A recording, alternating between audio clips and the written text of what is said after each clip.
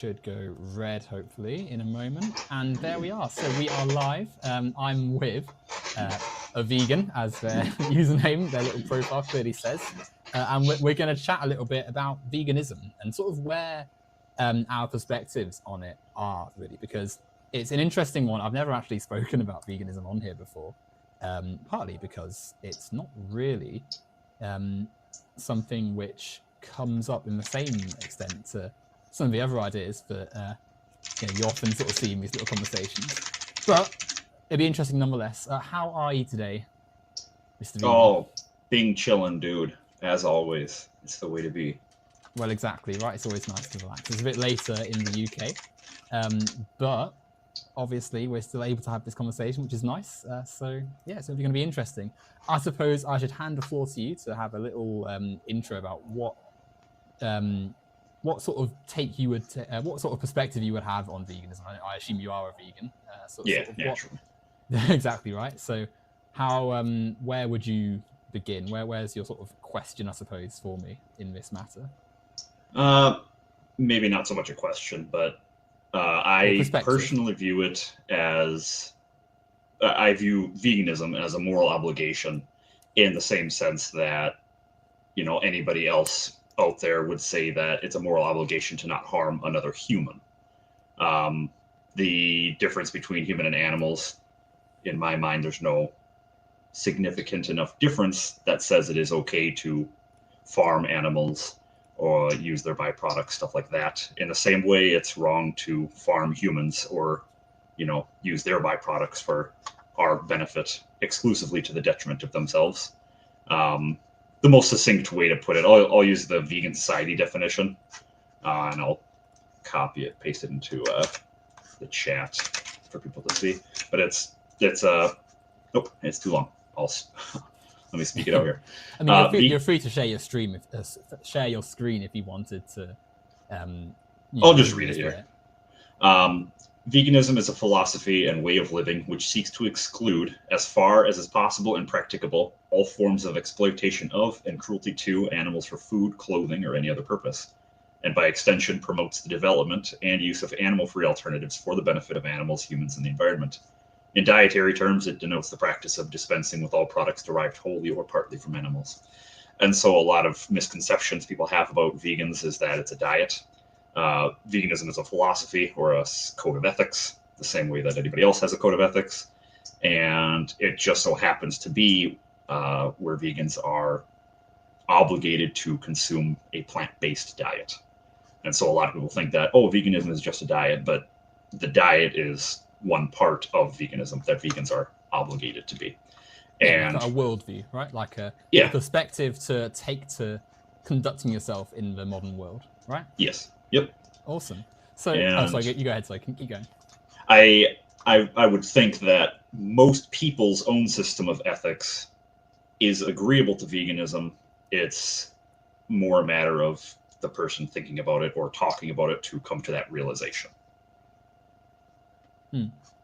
So it's interesting. I was listening then, and on the whole, I agree with everything you said, right? I think that it's important to consider the value of the natural world. I think it's important to place ourselves amongst our, the other species on this planet and think, we've got to treat the Earth and all its inhabitants with respect and dignity and ensure a life for them, which isn't going to see them treated in inhumane ways. But this is something which also exists with political sentiment, I think. And I think that this has to be viewed beyond sort of the individual, how can I live ethically, and looked at as a systemic analysis of all of society.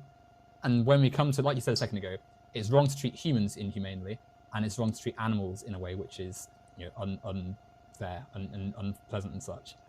That needs to start with looking at the systems which have created the unfair conditions. So we think about how animals are treated in mass. What's the term I'm looking for? Like mass factory farms. Yeah, there you go. That's a better term for it.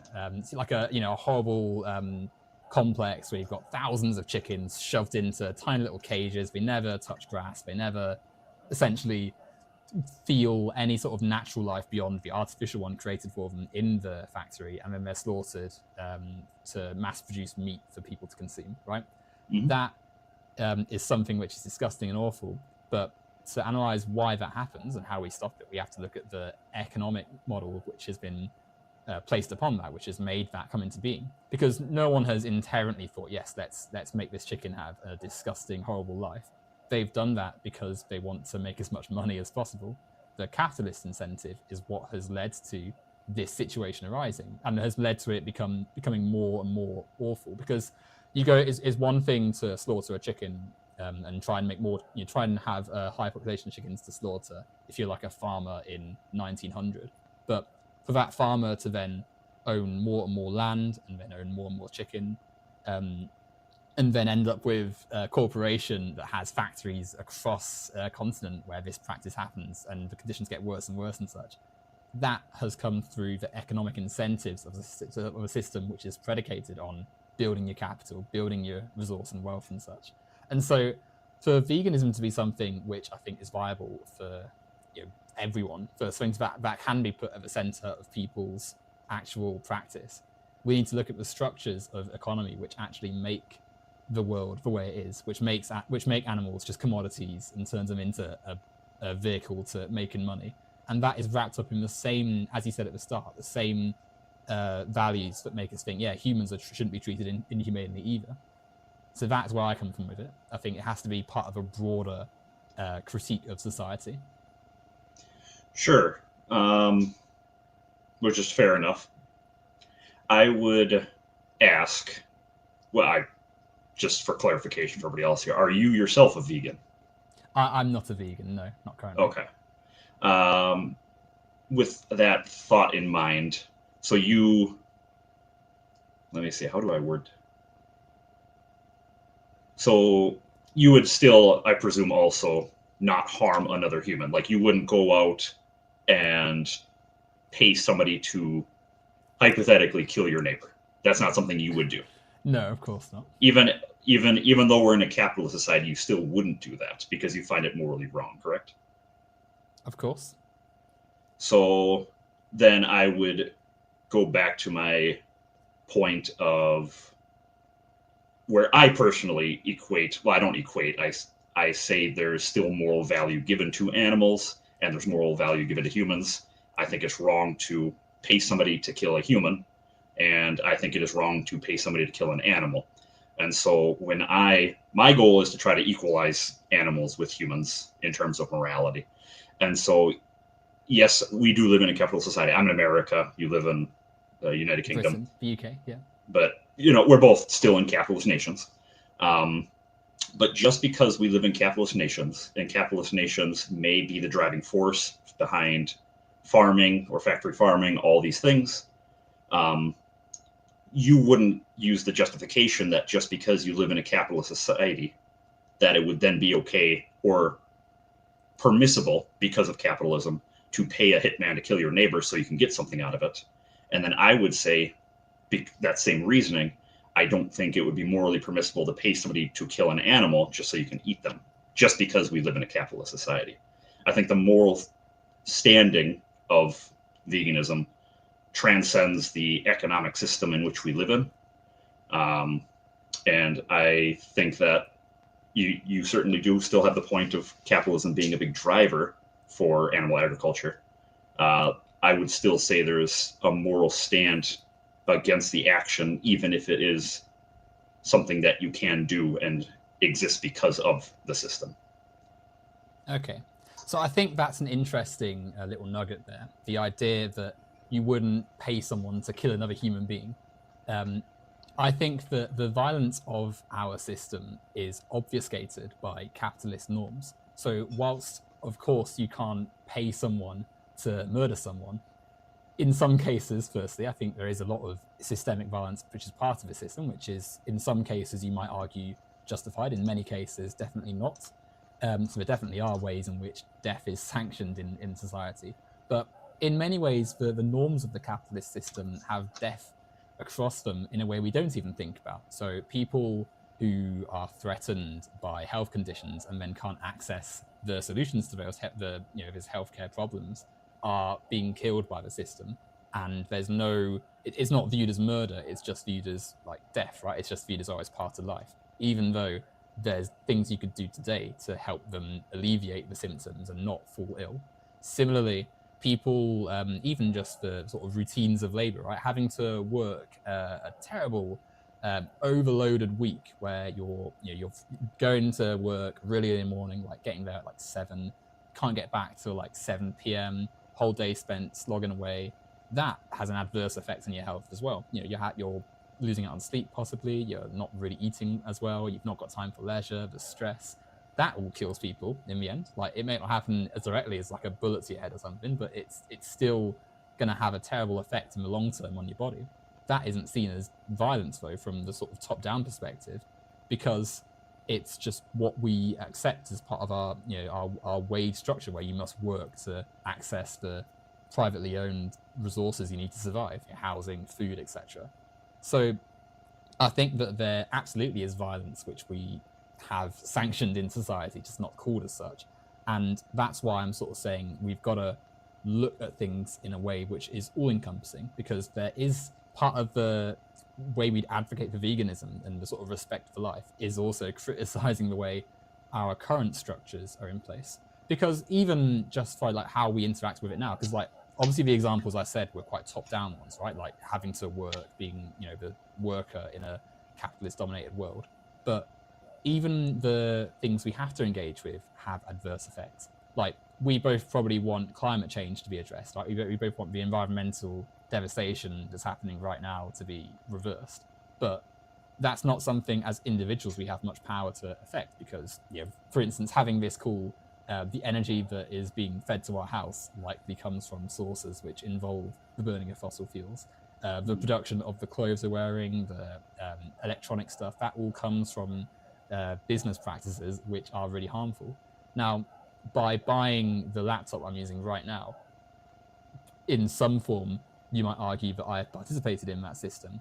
I would say that there's no choice there, right? Because if I want to not participate in, say, the dangerous mining and exploitation that goes into producing electronic goods, I basically have to live off the grid and stop being in society, right? Because it's implicated everywhere. Yeah. So then I would say that isn't really a useful way of thinking about it. And so the same thing, I think, applies to veganism. Whilst it is fantastic to try and think about how we can live ethically, and I'm certainly not saying everyone should just like start going to the shop right now and sweeping all the meat off and trying to kill animals and such on purpose, to place it on the individual instead of looking at the structure of society, I think is a slightly misguided way of viewing this social problem. I would disagree. I think there's two main points. Let me write them real quick here. I'm going to type them so I don't, because my handwriting sucks.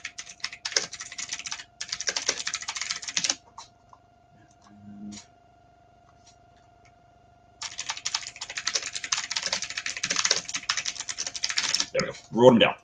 So the first point you had said was that, yes, we do live in a society where, although I, like, for my computer, I buy used parts, so it's not like I'm creating more demand for them to create more things, however much that will, factor in. Veganism, I'll go back to the definition, is veganism, philosophy and way of living which seeks to exclude as far as is possible and practicable. So even in veganism, they're not saying, oh, you need to, move out into the wilderness and live off of, foraging berries all by yourself while you're naked. That's not what it's saying. It does understand that there are still some constraints in society, but in regards to eating animal products, I don't think those constraints are powerful enough that would justify continuing to personally support the industry. And I will make a number of analogies to chattel slavery in America. There are many similarities between chattel slavery in America, of what we had, and modern day animal agriculture. Just to highlight the main points is that chattel slaves were viewed as property. They were not given rights. They had no individuality allowed to them. Slave owners were able to buy and sell them with impunity. They could punish them at will, and there was no repercussions for it. There was no moral value to the slaves. And in modern day agriculture, animals are viewed as property. They're called livestock rather than, beings with individuality. They can be traded and sold at a whim by anybody, and they are treated horrendously, as we can find ample footage for, of actions being taken against these animals. So I would ask, in regards to being in a capitalist system, of which we are now, and what existed back in the time of chattel slavery, would you say that because the slave owners lived in a society of capitalism and the systemic issues of capitalism, would you say those slave owners were then justified in owning slaves because that's what the system permitted? Or would you say those slave owners were not? I would of course say no. However, okay. I think that I would reject the premise that chattel slavery is comparable to consuming meat.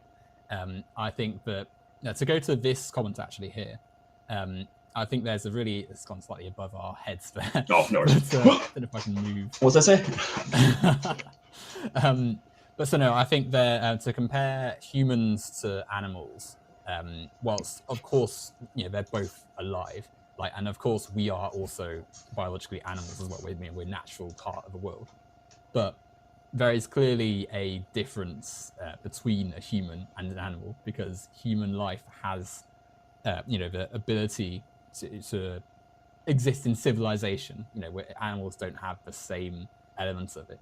So I think whilst, of course, the way animals are treated is inhumane, it is different to the systemic slavery of, in this case, black people, as we saw in chattel slavery from colonial powers, in America. I don't think that's comparable at all. Let's think of our early ancestors. You imagine your early humans with your little group in the wild.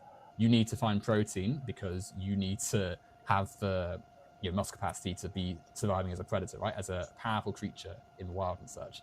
You need to, the readily available source of that is meat. And of course, today we're in a slightly different situation, but that tradition of taking the lives of animals for meat is something which is part of the dietary requirements of our society. I think it's a bit different than capitalists from Western countries enslaving people, creating a racialized science and using that as justification, right?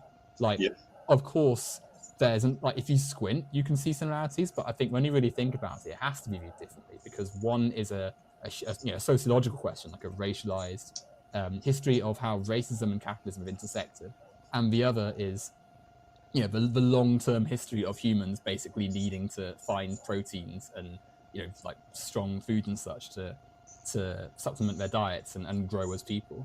So that comparison I don't think is entirely at all plausible, really. But I'll let you come back on that into a second. Whilst I do see what you're saying about the importance of ethics, of course people should try and think about their actions and such. And we'll come on to more of this in a second. I want to again go to the direct and indirect, the sort of visceral and the ones you have to sort of think about more abstractly. Of course, we can, someone in the chat says, being vegan is a simple lifestyle adjustment. It's not comparable to living off grid or not buying a computer. And of course, I don't think that it is easier to see the sort of vegan argument when you're eating like a leg of chicken versus when you're buying a product in a shop. But there's still effects happening that harm animals that aren't as visceral as eating meat. Like if you say bought something from a shop that's an item of clothing, that clothing comes from factories which had to be built on top of often undeveloped land. The land had to, at one point was in a natural state. That natural state had to be cleared away and destroyed for the factory, the processing, the resources and such, etc., to be produced for it. So there's still elements that you would have to address if you wanted to live a life that didn't harm animals. And that's why, to go back to what I was saying at the start, there has to be that broader sense of societal justice, not just justice on this one angle. But I'll let you come back to because I've just said a fair chunk. Sure. 1 second. Let me type just so I don't forget because I'm going to go back a point.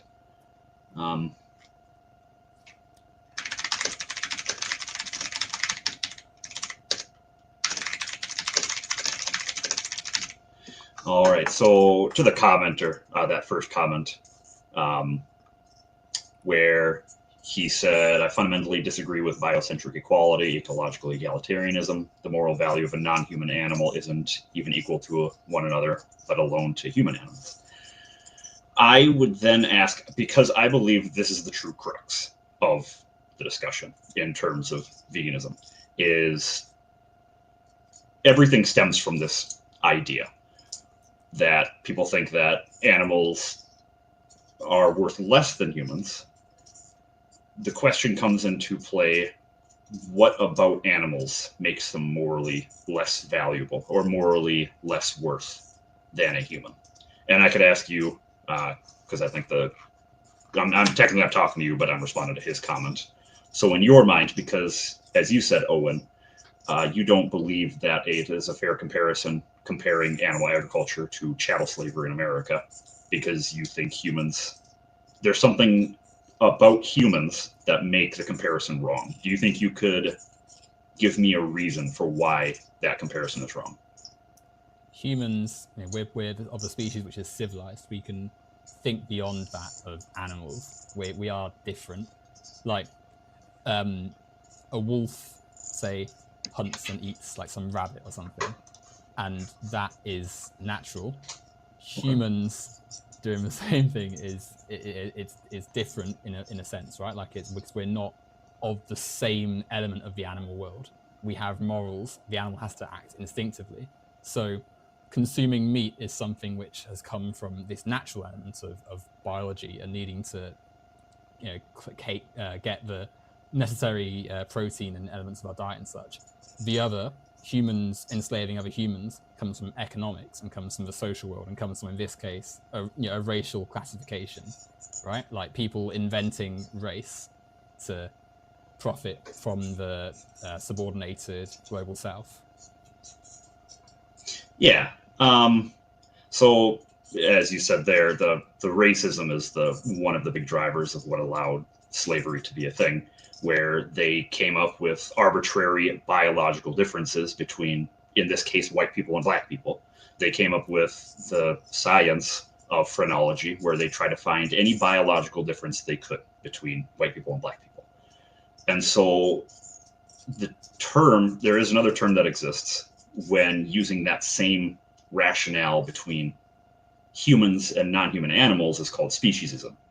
It's the same concept as racism, but instead of differentiating between different races of humans, it's differentiating between animals and non-human, or humans and non-human animals, I should say.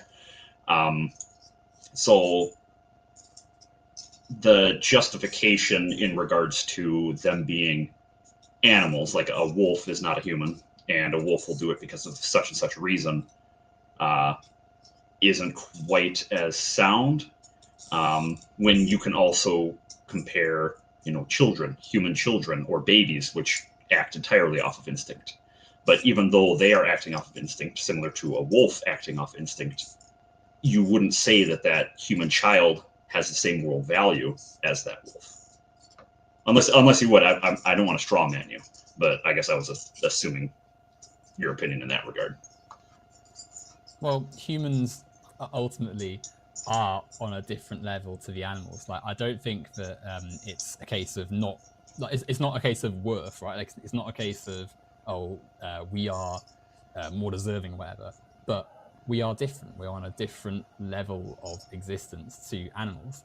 And so I think it's a dangerous, and I'm not saying you're doing this, but it's a very dangerous game to put into the same category something which has come from our social history, from civilization, because ultimately it was civilizations that chose to enslave other people, versus something which has come from our evolutionary history. So we ate meat in the same way that other animals eat meat, because we needed to find the source of protein from somewhere, right? We developed as a species through this.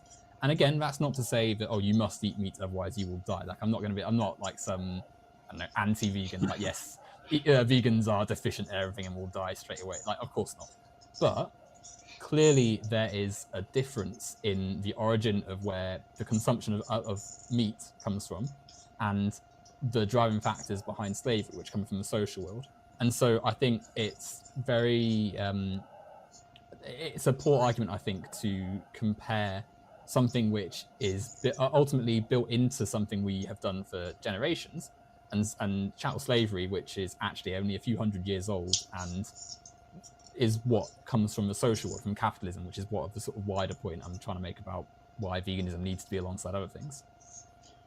So I think what I'm gauging from that, and correct me if I'm wrong, it sounds like an appeal to tradition in a way. What does? With animal agriculture or eating animals, because we've been doing it since the dawn of man, which I agree, early humans have been eating meat, and we've been eating meat throughout our entire existence. But I don't think just because we've been doing something, just because we've been eating meat since the dawn of man, isn't a justification in itself to continue doing it. To bring up an analogy, even the earliest humans have been waging like war against each other. They've been, humans have been killing humans all throughout time. Does that mean just because it's been happening all throughout human history, it should be permissible to continue happening?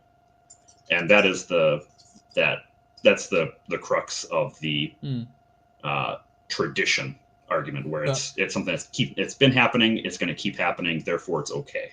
But that's not quite what I'm saying, though, because like you're quite right. The sort of appeal to tradition is often used very to justify many bad things. We'd have an army for many years, therefore we must always have an army. Like, of course not. But to highlight this comment here, it's the default position, and it's been done for many years because until very recently, it's been the default. It's been the way you have to have lived to have got enough protein and such. You needed to have been farming and such to be able to sustain your diet, and it's benefited our evolutionary history. Now, today in 2025, we have the position to be able to have researched the dietary components of food and say, yes, actually, if we plan things a bit differently, we could actually move away from meat. But the reason it's part of the routine of billions of people around the globe and like a big industry is because of that initial driving factor. Now, the area we could criticize definitely is how meat industry, as again has said in the chat there, is making the world a worse place, right? As we both said, the inhumane way animals are treated, the devastating consequence of destroying rainforests for livestock pastures, the fact that we're basically subservient to these massive corporations that control like the whole food industry and own far too much for what essentially our little corporations should be able to control. That all has to come as part of anti-capitalist discourse, where we think, okay, the struggle and fight for a better world for animals is part of all of our better fight and must come through anti-capitalist discourse, not a sort of focus just on veganism, if that makes sense. I don't, again, because I won't push my own political view into it, because I'm talking to you and I want I want to go off your philosophy. I don't want to be like, feel free to, well, if you want. You're wrong about socialism or whatever. The discussion of veganism is not a thing where I'm saying, oh, you need to focus on, but you need to drop all of your other topics you're thinking about. You need to stop advocating for socialism. You need to stop advocating for whatever's important to you, and then focus on veganism. And then you got to do vegan activism. That's not what I'm saying. All I'm saying is that from the moral standing, I don't believe it's morally permissible to eat animal products and contribute to that society. You are still able to advocate for socialism and do any other activism you see fit, or whatever it is that's important to you. It's only that you're not permitted to continue eating animal products. You don't need to spend time fighting for it. So you can, I guess I'll just repeat myself again. what I was going off there. Going vegan isn't going to stop you from saying that socialism is something that we should keep fighting for. Is the gist. But I mean, I get what you're saying, because I mean, plenty of people are vegan and socialist. Plenty of people, you're quite right. You can advocate for more than one thing at once. And if people want to go vegan, then that is great. You know, I think it's, on the whole, veganism is something that I share a lot of support for. You know, I think that it is important to think about how we treat living creatures, and not sort of just flippantly accept that we need to slaughter animals en masse to sustain the world's food population and such, right? Yep. But I think we've got to be careful with when we sort of say, I mean, the chattel slavery thing, I think, is a good example, right? Because it ignores, I think, the fact that different people have different experiences of the world. So it's easy for people in Western nations or easier for them to say, well, this mass death is the same as that mass death. Therefore, these are two comparable things. Someone in a different part of the world that hasn't maybe experienced the growth and expanse of the Western nations, as you know, the UK, US, mainland Europe and such has done, is going to view it quite differently. So if you are in a country which has been massively exploited by one of these nations and hasn't seen the mass urbanization, growth of wealth and such, veganism and respect for animals is going to look a very different way. Someone in those nations might say, well, how can someone claim, or just by not eating meat, I am making a morally correct choice, when they're still benefiting from a societal structure which has basically raised parts of their countries to ash, right?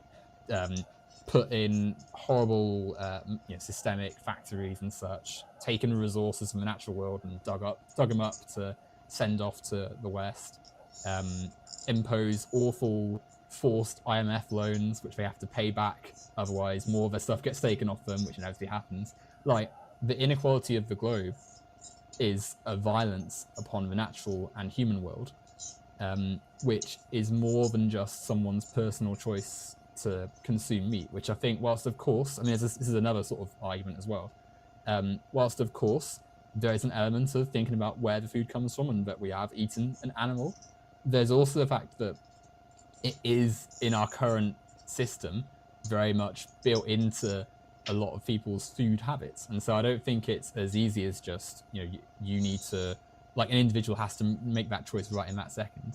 For a lot of people, it is going to have to take a systemic thing for it to be realized, because there's not really much of an option to deviate from it. Yeah, so 2 points again. Yeah, so my personal anecdotal experience of all the people I've convinced to go vegan, like they fully adopted, like they've admitted to me up front, it's like, you've fully convinced me I am on board and now I'm living a vegan lifestyle. Only one has that occurred where I talked to them one time over the course of like 2 to 3 hours, and then they said, you know what, you've convinced me. Everybody else has always taken more time discussing it. And although, the dream for me would be that, boom, I can snap my fingers and there you go. Now you're vegan. Now you're going to live a vegan lifestyle. That would be wonderful for the animals. I understand there's practicality or like the functionality of limited knowledge, I think, is an issue that most people have when it comes to veganism. And so in the case where I'm talking with you about it, and you do mention, if you were to go to, a much poorer country that's just fighting to survive, veganism is going to sound different, which is true. Talking to somebody who literally cannot survive without animal products because they live in the northern tundra of Siberia or Alaska, and they rely on fishing just to get food because they cannot grow anything, is true. They do exist. But the nuance I have is that I'm not talking to them. I'm talking to people like me and you. You live in the UK, which I believe, I could be wrong, I believe the most vegan-friendly country in Europe. And so, I imagine it's up there. Yeah, because I think a lot of the vegan alternative foods at Burger King or McDonald's or whatever, they roll out in the UK, and then they start expanding outwards from there, like over to Germany, sometimes to America. And so in the case of talking veganism as an all-encompassing philosophy, this will segue into your second point. It is a change that is going to happen over time. It isn't something that's just going to happen overnight and everybody's just going to adopt veganism. Systemic change, the issue you worry about, instead of individual change, is the issue. And I agree to a degree where systemic change will be a large force in changing what we have going on. The concern about that point is, how do you get systemic change if you do not agree that individual change is going to do anything? If you have a new philosophy, let's say veganism, and you go through the logic of it, you go through the ethics, you go through the environmental impact, economic impact, everything about veganism, which just so happens to be better than non-veganism in essentially every metric, but you're the only one that thinks that, how are you going to institute systemic change when you are all by yourself? Like, what would your plan be? Okay, well, I think people on these issues have to be working together for anything, right? Like, you didn't come to veganism probably just on a whim. You probably had conversations. No, I went vegan all by myself. I sat down after dinner one night a few years ago, and I just thought to myself over the course of 4 or 5 hours.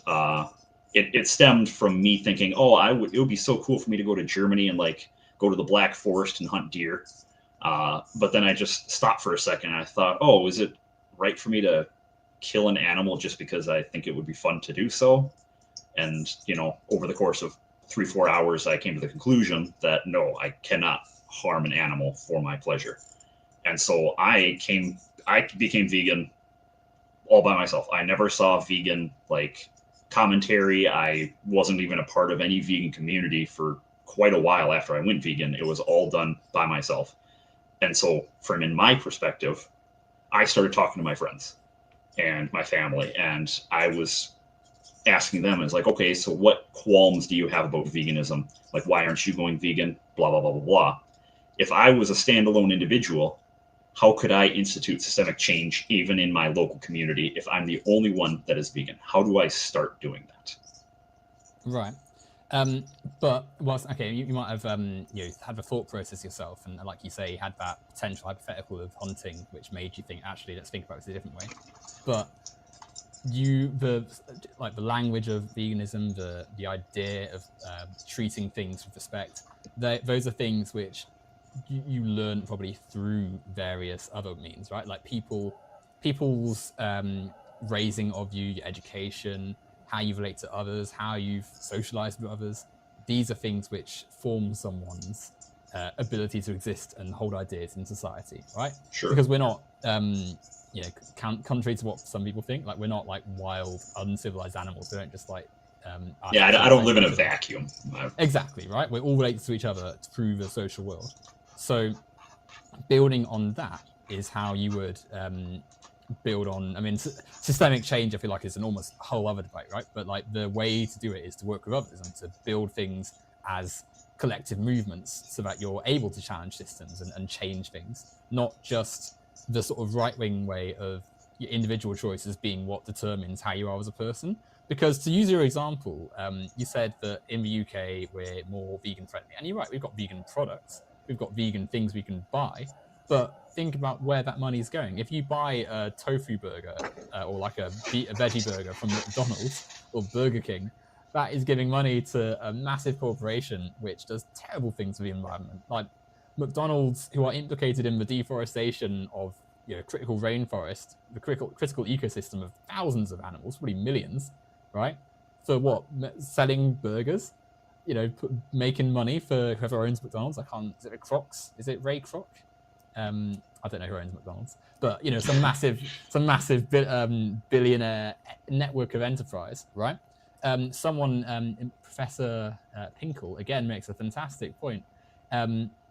If we're putting humans and animals in the same thing, which again I'm sort of in two minds about a little bit, but there's if we're saying they both matter, the exploitation of human beings that goes into the business networks is something we need to fight for alongside the animal, because they're both important. So to, I think, try and place the moral choice on people in Western nations just based on whether or not they consume meat misses the mark a little bit, especially when we compare it as well to things that aren't even, because like food is an obvious, like it's visceral, it's something we can be quite tangible about, right?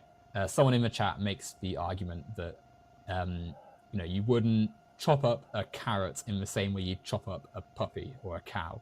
Like, it would be hard. But in the same way, the violence that we inflict on things is not always as direct as literally holding the knife yourself with a meat cleaver. It can often be implicated in the choices you make around that. So when, say, a government decides to allocate funds away from public health programs and such to pro-business and such, that is a form of violence, in the sense that there will inevitably be some people who lose out on the help they get. And if there's people losing out, there's animals. If you defund, for instance, subsidies for animal welfare and such, inevitably they'll be unable to serve the needs of all the animals they could do if they had proper funding. And you end up with, like, I don't know, dogs that aren't treated well that end up just being missed by the system, or animals running around with diseases and not getting treatment and such, or parts of wildlife getting destroyed by corporations dumping their waste there because they live in a deregulated hell, and nothing done about it. The UK has some of the most polluted waterways in Europe precisely because we've deregulated all our water regulations. We allow private corporations free rein to do what they like with their waste, and so it's terrible. In many, like, you get E. coli strains found in like rivers that were once able to be swam in for public leisure. So I think that there has to be, for as much as I agree that of course it's going to be tricky to change like a big thing, and yes, you could be a vegan, a lot of people, in their own choice, to center everything on that, I think, and have that as like the core, is almost not loading the ammunition properly. Like the better and bigger cause would be a whole system thing, which focuses on the networks which implicate animal abuse and all the abuse in the world that is implicated in that capitalist system. Sure. Do you want to bring that comment back up? Yes, yeah, of course. Just so I can. Mr. Pinkle. Here we go. Professor Pinkle. In your arguments, you use the exploitation of humans, slavery, as analogous to harming animals. But if the analogy holds, you're justifying human exploitation by not being socialist. That gets into the capitalism versus socialism debate. I don't believe that there's two prongs. I don't believe that just by being capitalist or supporting a capitalist industry necessarily entails exploitation of another individual, but that, again, goes into the definition of exploitation and the economic debate.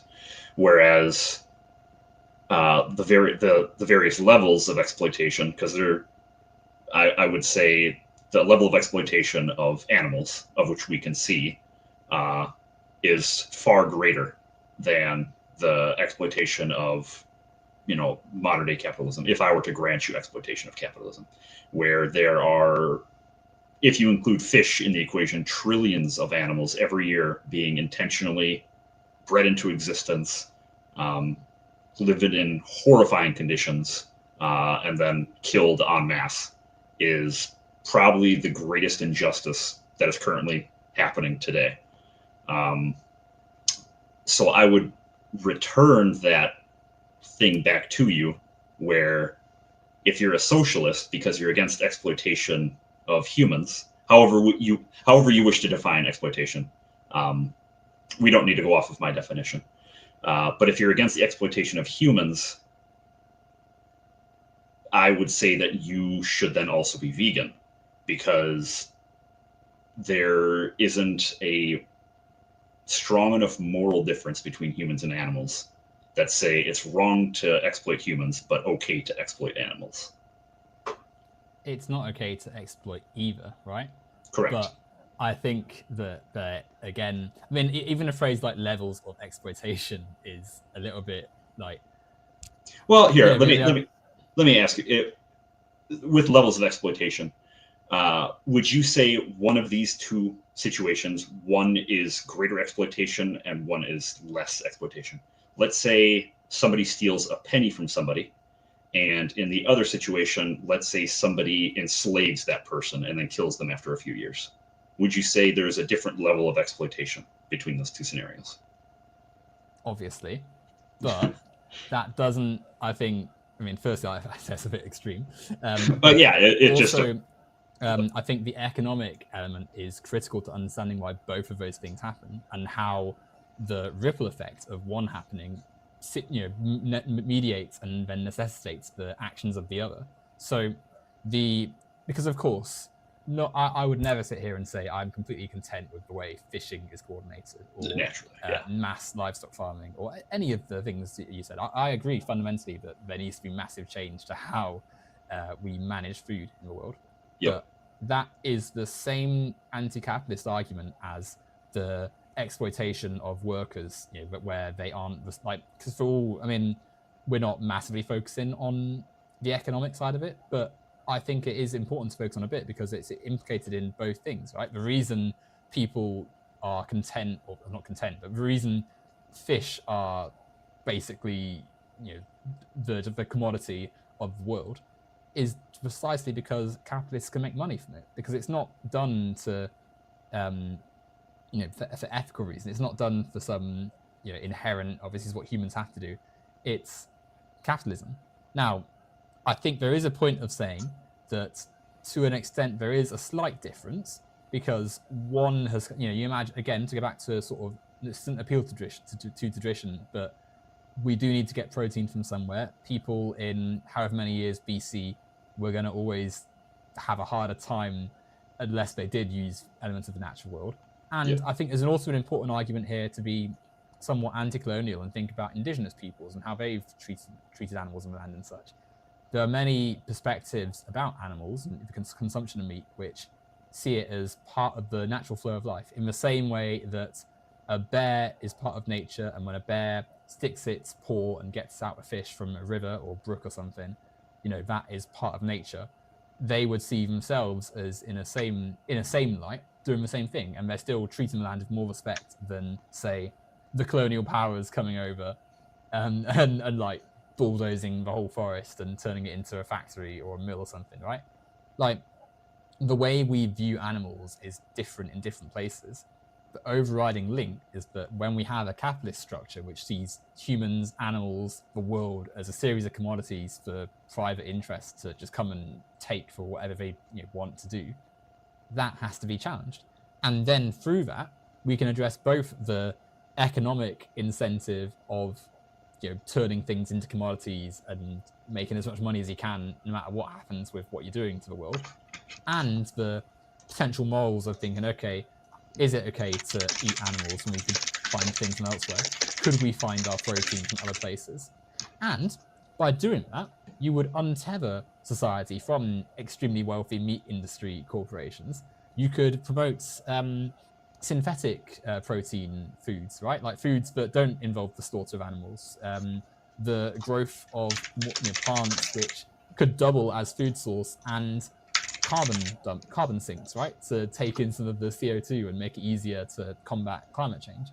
The solution has to come through anti-capitalism. It has to be something which is all-encompassing. Otherwise, it's not really a solution. It's just like shuffling pieces around on the, rearranging the furniture, right? I will go back to one quick thing, semi-joking, semi-serious. Or if you're able to bring up that comment one last time. The same one from Professor Pinkel? Yes. This one here? Yeah, so exploitation of humans, analogous to harming animals, I should be socialist. Hypothetically, let's say I admit you've convinced me of socialism. I'm now a socialist, but I'm still a vegan. Are you then, or Professor Pinkel, then going to go vegan from that admittance? I mean, it's not... I think the critical thing is looking at things in terms of systems and how systems harm, not in terms of individuals. Because, like I said earlier, we criticize the way the capitalist world works, but we're still in the capitalist world. We're still, because of the way that system imposes itself onto us, having to take part in practices we know to be harmful. Like, because veganism is good. It's good to think about actually animals shouldn't be just things for us to eat and dump and whatever. We've got to think of a whole world perspective. But in the same way that we buy products and criticize capitalism or criticize economic policies we don't like, we want the world to be better, but are still intertwined in the mechanisms of that world. And so whilst it is something we could do, I don't think it necessarily is something which is integral to solving the world in this moment in time. Because as well, to add to the issue of it as well, I think there's also an element of practicality, which has knock-on effects elsewhere. Like the animal products, like it's one thing if it's like you get those awful like makeup products, like cosmetics, which are just like hideously the hideous experimentation of animals to produce like some lip gloss or some aerosol. Like, of course, that's awful. Like you can avoid them more easily, right? However, meat, as we were saying earlier, is a very rich source of protein. Protein is a vital part of our diets, and that then gets us into questions of how is food disseminated and available in a capitalist world. Now, meat is quite expensive, but lots of things are expensive in society, especially in the volume that you'd need to eat them in to sort of gain the necessary protein. And we're also thinking about routines. Lots of people live in a world which there's a lot of demand on them to work, to study, to look after kids and such, to provide food for other people. Now, traditionally, meat has been a staple. It's hard to break a tradition when it's implicated in our structures. So even if I were to say, yes, we've got to all be vegan, I would inherently be critical of the way our capitalist system has managed food, because it's actually really difficult to structure your diet differently if you don't have access to fresh groceries, shops which sell the relevant produce, the food knowledge even to be able to prepare meals which get enough protein. Because again, meat does have a lot of it, and it is a bit trickier to replace than of course some people are going to have an easier time than others, but it is quite a big part of people's diets for a reason. I think whilst it's important to consider how we can move away from it, especially in our climate crisis world, it isn't something which is going to be just as straightforward as, well, you could just stop and buy something else for lots of people, which is why it has to be systemic. I think, and we talked about the protein thing a little bit in text chat a couple days ago. Yeah, we can repeat it a bit here, right? Yeah. So the 2 points I have about that, the quick one would be that every dietetic association on the planet says that the vegan diet can be healthy. They're not saying, go out and buy potato chips and eat potato chips and drink Mountain Dew every day, because that's not going to be it. It is plant-based, but it isn't going to be healthy. In regards to protein specifically, I think society also, going back to my first thing I said, where education is the issue. Society is so hyper-focused on getting enough protein. And while, yes, meat and animal products have higher DIAS with their proteins, there still are ample plant-based proteins out there that also have high DIAS. Like soy milk, for example, is 117 for our age group. So it's 100 is like ideal. Like it has every essential amino acid that you would need is in soy milk. There's no limiting essential amino acid. And with just any soy product in general, outside of soy milk, the average is around 89 to low 90s. I gave you the analogy specifically with the rice and beans, where rice and beans individually have DIAS in, I think, the 60s or 70s. But when you combine the two, because it's an additive factor, when the two are eaten together, you are getting more than enough of all 9 essential amino acids. And so I think that a short education in terms of, somebody who only buys the rotisserie chicken from the grocery store and that's all they eat, there is a point to be made about their educational knowledge where you can teach them how to cook something new. I don't think it would take too long to teach them how to cook, but it is something that is true that would take a little bit of time to do. I think that little bit of time put forward to doing that would be worth its time, in the sense that that person then will no longer need to rely on constantly eating these animal products. Okay, so some very interesting points there. Because I agree, I think that there's definitely an importance in food education, and not just in terms of like veganism and such, but in general, how to promote the best way to sustain your body and to be healthy, and to sort of think about what a person needs to survive, so that people are able to construct meals for themselves. That is something which is inevitably interacting with educational discourse, which is something that then mediates through a capitalist world, in the sense that schools don't have the money and resources to put these things in place for kids, which then translates to adults who are unable to construct things properly for themselves and end up reliant on, say, processed foods, readily available takeaways, cheaper foods, which are, you can throw it in a microwave and it'll be ready in a second and such. That is an economic thing, because not only is that the lack of funding for education, that's also what is readily available and marketed to people in the social world. Someone here suggests like tofu and stuff. Great, these are all great options. Are these available for the average person in a Western country? And I don't just mean like in terms of on the shop aisle. I mean, is it something which is feasible? Is it something which they have access to, which they have the knowledge to prepare? Is it something which is in the education they've been given up to this point? Things aren't as easy as just, well, do X and then Y will happen. Like, there's social factors, cultural factors, and it's trickier to implement and change into a diet than just that, which is why it needs to come through, like I say, that wider social change. And especially as well, let's also think too, the meat industry benefits from a world where there's fewer people that are vegan, right? Like if you sell chicken en masse to shops, right, you don't want more people being vegan, because hey, now you've got less stuff to sell to them, because they're now buying from people who are making veggie options and such, and tofu and soybean stuff, right?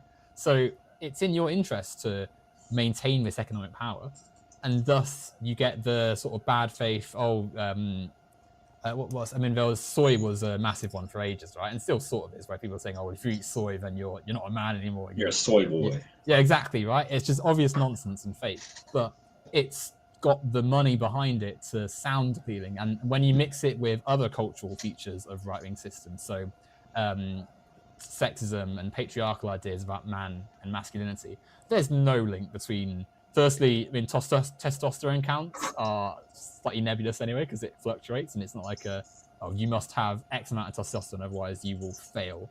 But through the logic of patriarchal norms, where men must be this and men must be jacked and strong and stuff, it's easy to sell that argument to a lot of people, thus influencing how veganism is perceived. Unpacking that misconception is part of unpacking economic factors and the link between patriarchy and capitalism, because then that allows you to have that proper education where people can genuinely access non-meat alternatives and think critically about how they're able to get protein from other sources, right? And it's not just protein too, right? Like fiber and all sorts of good things to take into your body. Like, yeah, I think there has to be, even with this, the whole point is that the analysis has to be broader than just what are the non-meat options on the shelf and then buy them. Like, there has to be more. I guess if we were to focus on the systemic change for this particular point with the education, would you say a teacher teaching a class of 10 students, is that something that's systemic change, or is that individual action, would you say? Just for clarification for me. It's both, right? Because individuals are part of the system. I mean, I know that sounds a bit like a rubbish answer, but it's the teacher obviously has to be willing to go into the school and teach the class, right? Yeah. But at the same time, the school needs to, because why? Because teachers would love to teach all manner of things, right? Like there's always conversations about we should be teaching kids X, Y, Z. We should be helping them with their sports and their life skills and all that stuff. The reason it doesn't happen isn't because the teachers don't care or the schools don't care. It's because they don't have the money, they don't have the budgets, and the schools are given targets by the authorities above them. So the sort of neoliberal turn, the managerialist turn has made things switch to a sort of standardized, rationalized, like you must meet this target, otherwise you are a failing school, you are not doing well. And so because of that, they must prioritize on getting kids to pass those tests and pass the sort of standardized assessments. Otherwise, they'll be deemed as failures and then face the economic ramifications of getting sanctioned by central authority. That means that something like food education, which isn't as favored as, say, maths or English, and that's not to say that maths and English aren't important, but food education isn't like, you're not really given like a standardized, you get an A in this, not till probably a bit later, but it's not mandatory. Anyway, that means that teachers can't have if you haven't got the resources already in that school, how on earth is a teacher? I mean, forget just the ability to teach the class. Lots of schools don't have a kitchen space that is suitable for kids to use. They can't use knives or chopping boards or culinary equipment because it just isn't there. They're having to buy pens and glue sticks out of their own pocket, right? That points to the economic failings of the capitalist system to maintain the education system that's equitable and accessible for all. And so I agree. I think it's a fantastic idea to have a cooking class where you look at the food chart and say, hey, meat is one option, but actually you can get protein from all sorts of things. There's protein to be found in lots of plants, in nuts, in tofu, in loads of ways. And actually also eating tons and tons of meat has some adverse effects as well, because you've got a lot of people like that idea, like someone, I don't know if it was you or someone in the chat, protein is good, of course, but the idea that you must eat like a whole cow every day to be a healthy person is quite dangerous and leads to like heart failure and stuff, right? There's other issues with that. Yep. That is something you would also teach if you have the tools to do so, and the tools to do so come from a better world, which isn't a capitalist one. Yeah. I guess I didn't mean to go like deep into the education itself. It was more so just so I could get clarification on your point of individual versus systemic change in regards to the teacher being an individual implementing systemic change by engaging with 10 students. And the way that I will then compare it to our conversation here is that I am one individual. I'm talking to you, but there are however many, viewers in this chat as well. And they're learning of this information that, you do not need animal products to survive. Every dietetic association says that plant-based diets can be healthy at all stages of life, all that sort of stuff. So I'm an individual, but I'm still doing systemic change by advocating for veganism in the same way that the teacher is doing systemic change by educating on whatever topic it is they're talking about. And I would presume that your idea of what the teacher is doing is that the teacher's hoping that those students know these things and then live their life according to those standards they're teaching. Because teachers do teach ethics as well with their lessons. And so with mine, teaching you in this particular case about dietary differences with plant-based diets, there's still the ethical implication of changing to that dietary situation. So I would think there is a comparison to be had between me as an individual, the teacher being an individual, implementing systemic change on others. So the teacher with the students, and then me with you, and then all your viewers.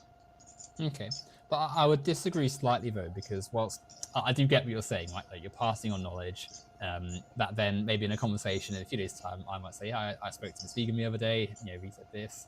And so there is that ripple of information that way. But when we're saying systems, we're thinking about the social organization that people mediate through in society, sort of not really something which, like, so, you know, individually, like, you pass on this knowledge, but the food that is being eaten is still processed and produced and farmed and such through a system which isn't changed by an individual speaking to another individual. Like, unless you're Superman and can fly to the farm and lift the chicken out of the coop and, you know, put them in green land and such. Like, there was actually on that point, there was an activist who 2 days ago was found guilty of a felony and a number of misdemeanors because she broke into a farm and rescued 4 chickens. Well, exactly, right. Like, not to say that capitalism thing, but, like, I mean, she was a hero. She was the one that flew in and saved these chickens and got them out of there. That's exactly my point. That's exactly my point, right? Like, someone who does a brave action like that is then incarcerated and has their rights taken off them and is now imprisoned by the system and you're like unable to change, you know, like, because, you know, she did a good action, right? She freed some animals from a terrible situation, but the system is still in place and the other chickens will still die and she is now incarcerated, which isn't to be all like, it's not to be like horrible. I'm not saying at all, oh, you know, she failed, like, because I think that activism like that is really important. I completely agree. However, the system is still, like, the fact that we can't change on an individual level is exemplified by things like that, because that is one action against the system, not the system changing itself. Systemic change would be like looking at what the economic factors that go into why that factory exists in the first place, right? The fact that the corporation can own so many other animals as its own property, the fact that the factory has been built and assembled for the benefit of the shareholders' profits, the fact that said meat is then packaged and sold as the property, the commodity of the corporation in shops across the land, right? That is the structural element that needs to be criticized and interrogated. And that is something which really needs more than just, say, us having this conversation, one teacher speaking to a class, or one activist going and doing something in one of those plants. That, I think, whilst important, and again, I'm not going to sit here and, you know, you've got no enemy in me in terms of things like that. However, I don't think that can be called a systemic, like an action that is systemically changing. That is, again, because Superman can change systems because he has powers to overcome a structure. We as individual humans cannot, and so that's why we've got to be a broader group of people in society to say, yes, we've got to critically interrogate our system and challenge it in that way. There was something else I wanted to come on to, actually, on the topic of replacing meat in our diets and such, because a lot of the stuff you said I do agree with. Like, I think that, you know, I'm no like, you're never going to be like hearing from me, oh, vegans, like I said earlier, vegans can't live because they've got meat. Yeah, exactly. All of that I think is nonsense. However, there is an element of, firstly, tradition, which, whilst I'm not saying tradition shouldn't be just kept for the sake of tradition, I'm not someone who believes in, I'm not a conservative, I think you probably realised that. However, it's not a very progressive ideal, tradition. Exactly, right?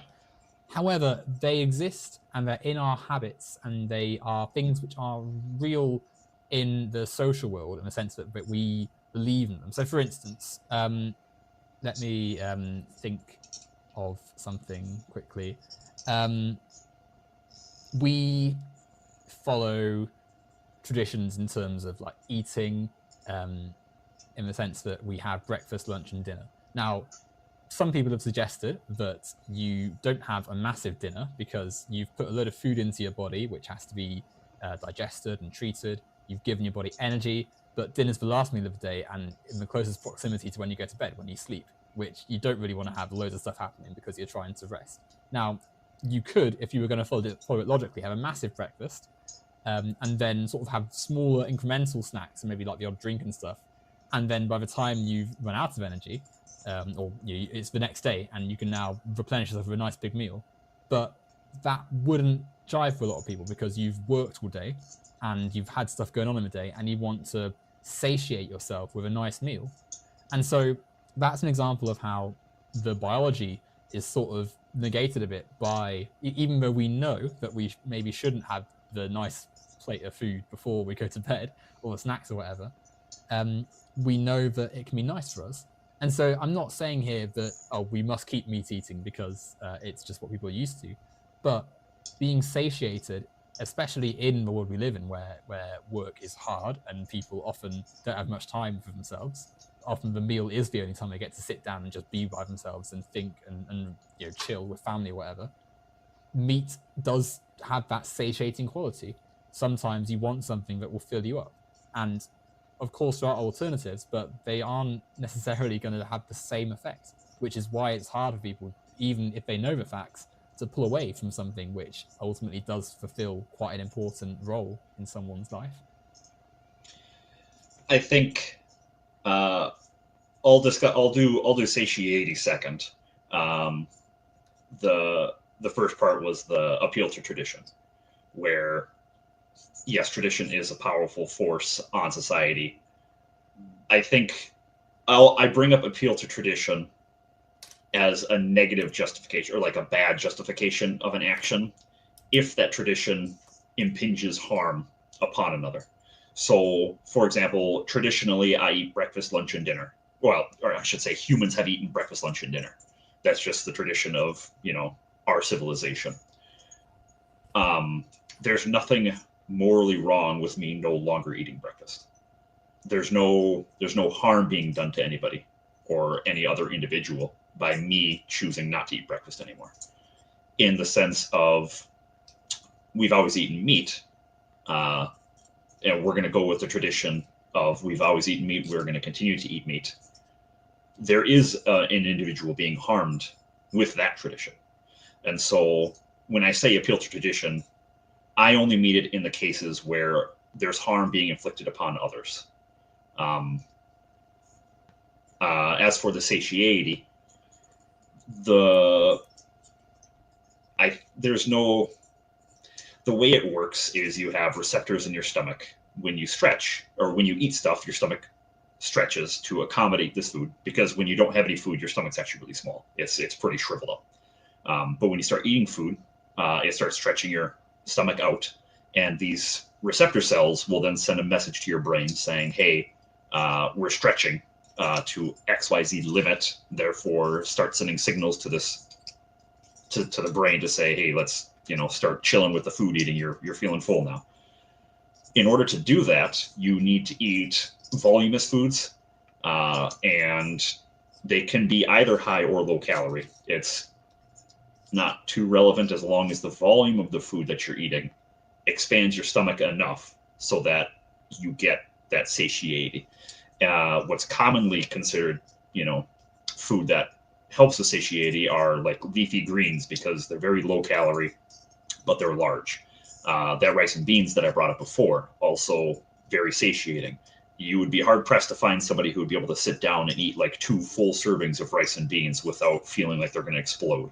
Whereas somebody could sit down and eat 2 steaks and they will not feel nearly as exploding as the person eating rice and beans. So with satiety, you can still very easily, reach that limit. And then segueing back to that appeal to tradition, where I just traditionally have always eaten a steak to feel full at dinner because it's inflicting harm upon another. That's when I would say it's not permissible as a tradition. Though, of course, rice does, as a carbohydrate, does have other things you put into your body and such, right? Like it is quite high in calories and such, so it's going to be obviously having other effects. I wanted to come to the idea about harm again, because I was thinking about rice and beans, right? Like, so obviously you've eaten the chicken. Excuse me. Excuse me. You've eaten the chicken, and so you're saying that this is a form of harm. The chicken is killed. Exactly, right? But by the same logic, for the rice to get to your plate as well, harm has still happened, right? Because the rice is grown by people who are often underpaid, exploited laborers, often in countries which don't treat the workers who have not even any workers' rights and are working for a boss that holds their passport and says, you will work for us basically on our own terms, and if not, then tear this up and you're back off deported to whichever neighboring country we entice you over from, right? The way land is used by said corporations is still extremely harmful, full of like pesticides and really terrible waste management, which just sees them often dump the excess produce off somewhere, shipped via means which spew out loads of carbon emissions and damage the various networks of waterways and stuff as they're moving their massive barges and such, sold at shops that also exploit workers and have homeless people right outside that they don't want to feed and help, who are clearly suffering. And then the rice gets to your plate and the beans get to your plate. Now, that is the same harm, right? Even though we don't have a visceral connection to a living thing, it's still involved in those steps of harm. Now, I'm not saying that, if you're a vegan, then don't eat plants because they're alive. I'm not making that argument. I want to stress that is not what I'm saying. But can you see that the steps that have gone into putting the rice and beans on your plate are the same harm?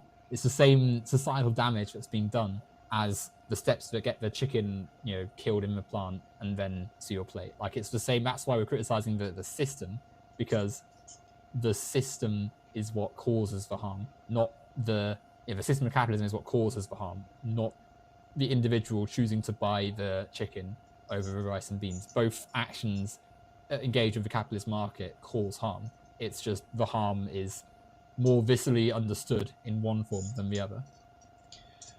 For the sake of the discussion, I'll just blanket grant you the term that the workers are universally exploited when growing plants. With that in mind, I would still argue that there is a greater harm done with animal products. And if the argument is to reduce harm, then one would be obligated to refrain from consuming animal products. My reasoning would be that if the concern is that humans are being exploited or harmed during the farming of rice and beans because of pesticides, or whatever reasons you have, I could say draw a very strong parallel with humans being harmed in the farming of animals, where the rates of PTSD in a slaughterhouse is far higher than your standard rate of PTSD among your average person, because they're constantly slaughtering animals. While most humans are not vegan, they still have an emotional bond to animals where they find it, something inside of them is saying this is wrong, but they keep doing it, and so then they get PTSD. Somebody farming rice isn't going to get PTSD from farming rice. They're not going to be like, oh, I'm destroying this plant by plucking out the little rice kernels and then sending them off to be dehusked and everything. Harm is being done to humans in both situations. But then you have the added on effect of now an extra animal is getting harmed. In this case, the chicken that is killed or the cow that is killed. One thing that increases that even more is in the case of a cow. Cows eat products that we grow for them. The majority of farmland or agricultural land used for growing plants are designated for animal feed. And so the harm inflicted upon humans for farming rice and beans, there are far more humans farming corn and soy to turn into animal feed. So all of that extra harm being done to these humans that are farming plants, but all of those plants that are going to feed animals, then you already have a large number of humans being harmed in the plants for animals. Then you have the humans being harmed with PTSD or working conditions in the slaughterhouse. And then you have the victims, the animals themselves that are being harmed. And so comparing the two in overall amounts of harm, the amount of harm, again, granting you that, it's a universal harm that all farmers are being harmed by their work. The amount of harm being done to those who only are growing foods for human consumption is far less than the overall harm being done to all the humans partaking in the animal agricultural industry. And so one would then be obligated to at least try to go towards that lesser harm option. Yeah, I mean, I don't disagree with large parts of that, because I completely agree. The effect of slaughtering animals has an effect on people, because on some level there is something wrong with shoving chickens into little grinders and stuff, and like forcing cows into horrible dark cells basically to treat them and such. It's awful. I agree. But even things like measuring harm, like I think you can't abstract things away from like the fact that because you're quite right? Like loads of land is used in the meat industry, and the devastating effects of the environment are really bad. But it's the same processes, like it's the same things happening with all the production of our food, because we live in a system that commodifies everything. Like it's not as though the corporations who are in charge of our livestock, they're not saying, yeah, plants are fine, we're going to kill those cows because we hate animals. They probably like the idea of having like a nice garden and taking walks in the wild, and probably have pets, a lot of them, but they're economically incentivized to do so, so they do it. And the exploitation of workers is another one. Like when I said earlier about people being mistreated in foreign nations, the exploitation there is more visceral. We can see it more clearly, but there's still exploitation in our nations. Like both the UK and the US rely on undocumented workers to sustain large parts of their economy. I mean, you obviously in the news at the moment, and with with various anti-immigration policies and such, they give the impression, but it's silly, because undocumented workers have been a massive part of capitalist economies for years, especially with farms, because the exploitation of their labor is far easier for these states to sort of hide. So, for instance, in the UK, when Brexit sort of first went into place, we had like fields just with dead plants all over them. Yeah. Because a big chunk of the labor that was actually sustaining this element of our industry was undocumented workers, and people and not even always undocumented, people who'd come across from the EU who were working on the cheap, because their labor was easier to exploit.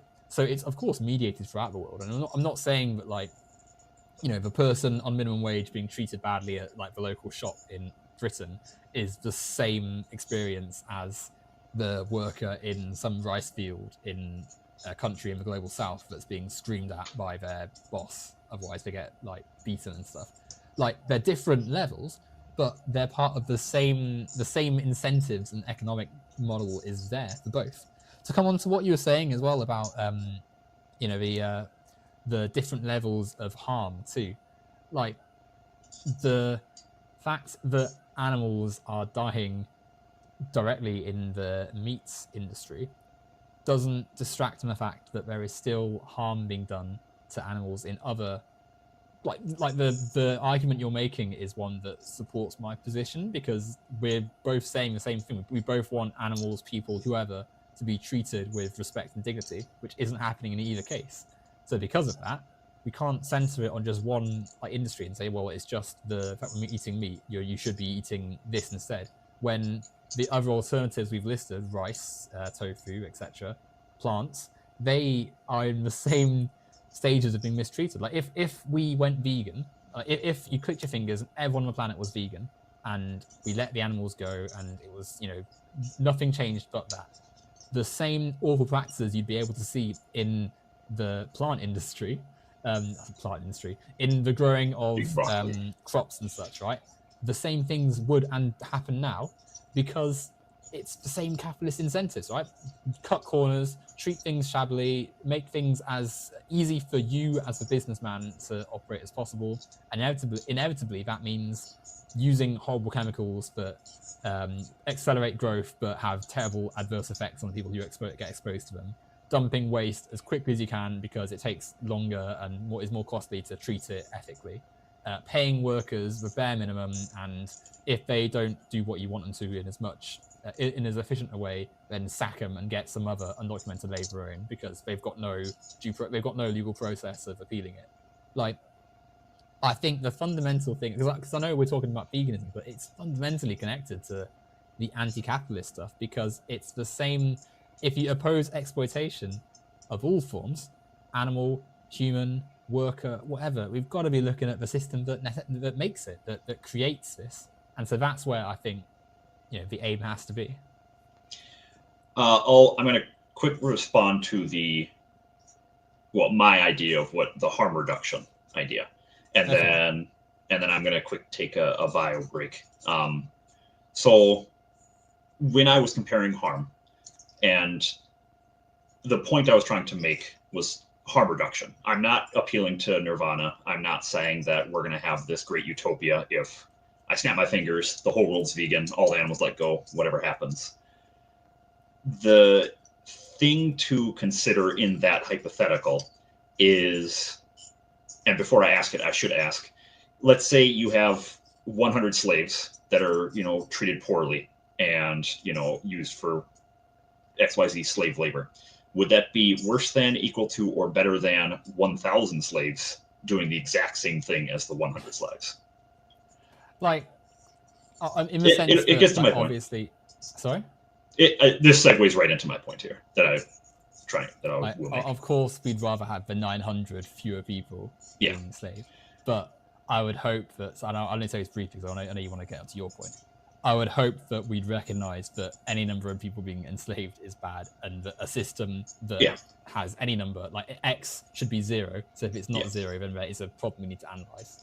Yeah, but you would still agree if we could reduce harm from the 1,000 down to the 100, you would do that, and you would still think let's keep pushing, is what you would say. Okay, I agree. In the case of the vegan world, if I snap my fingers, the whole world's vegan. I could bring up statistics about our world and data has shown that we would reduce land usage by 75%. It shows, if you would like, I could send you a link to the whole page, but it has... You put it in the chat if you want. Sure. Our world. And I think it has... what the hell? I didn't type it at all.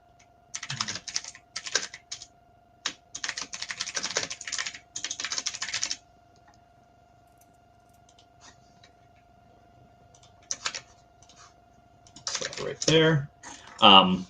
And so it also shows that the majority of crop culture is grown for animal feed. And so all those workers associated with that would no longer need to be working in those conditions to, whatever, like in Brazil, for example, the rainforest is being cleared to grow soy to feed cattle, or it's also being cleared for pasture for cattle.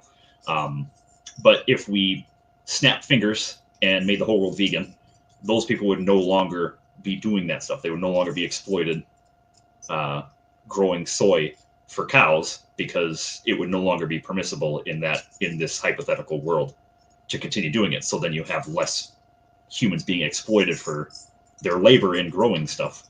And so comparing the non-vegan world to this hypothetical everybody's vegan world, there are far fewer people that are then being exploited in farming.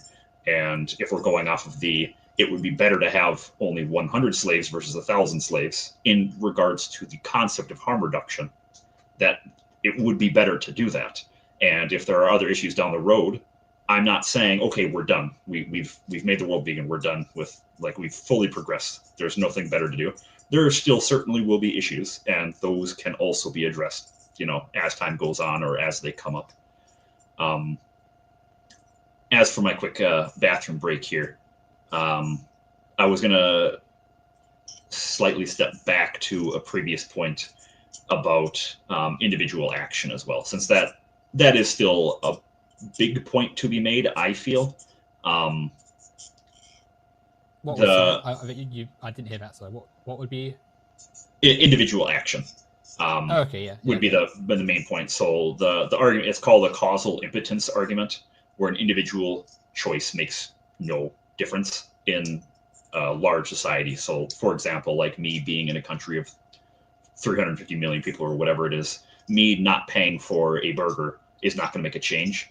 That will be the point when I come back that I'll address it. Just so you can kind of think about it and you can engage with chat or what have you. Yes, so I'll chat to the chat whilst you go and sort yourself out. Right, I'll be back in a couple minutes. Well, I hope everyone is enjoying this. There's a few more of you than I actually assumed would be here for this, actually, which is always nice.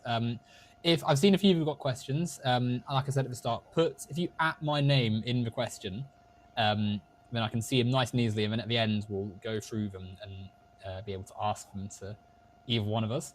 As I've sort of been saying, really, like I don't. It's a strange debate for me because I actually don't disagree with vegan principles. I think that we definitely should be thinking about how meat is impacting on the world, meat industry and such. And it's definitely like the things that vegan things that have been said by my opponent. He's not even really an opponent, is he?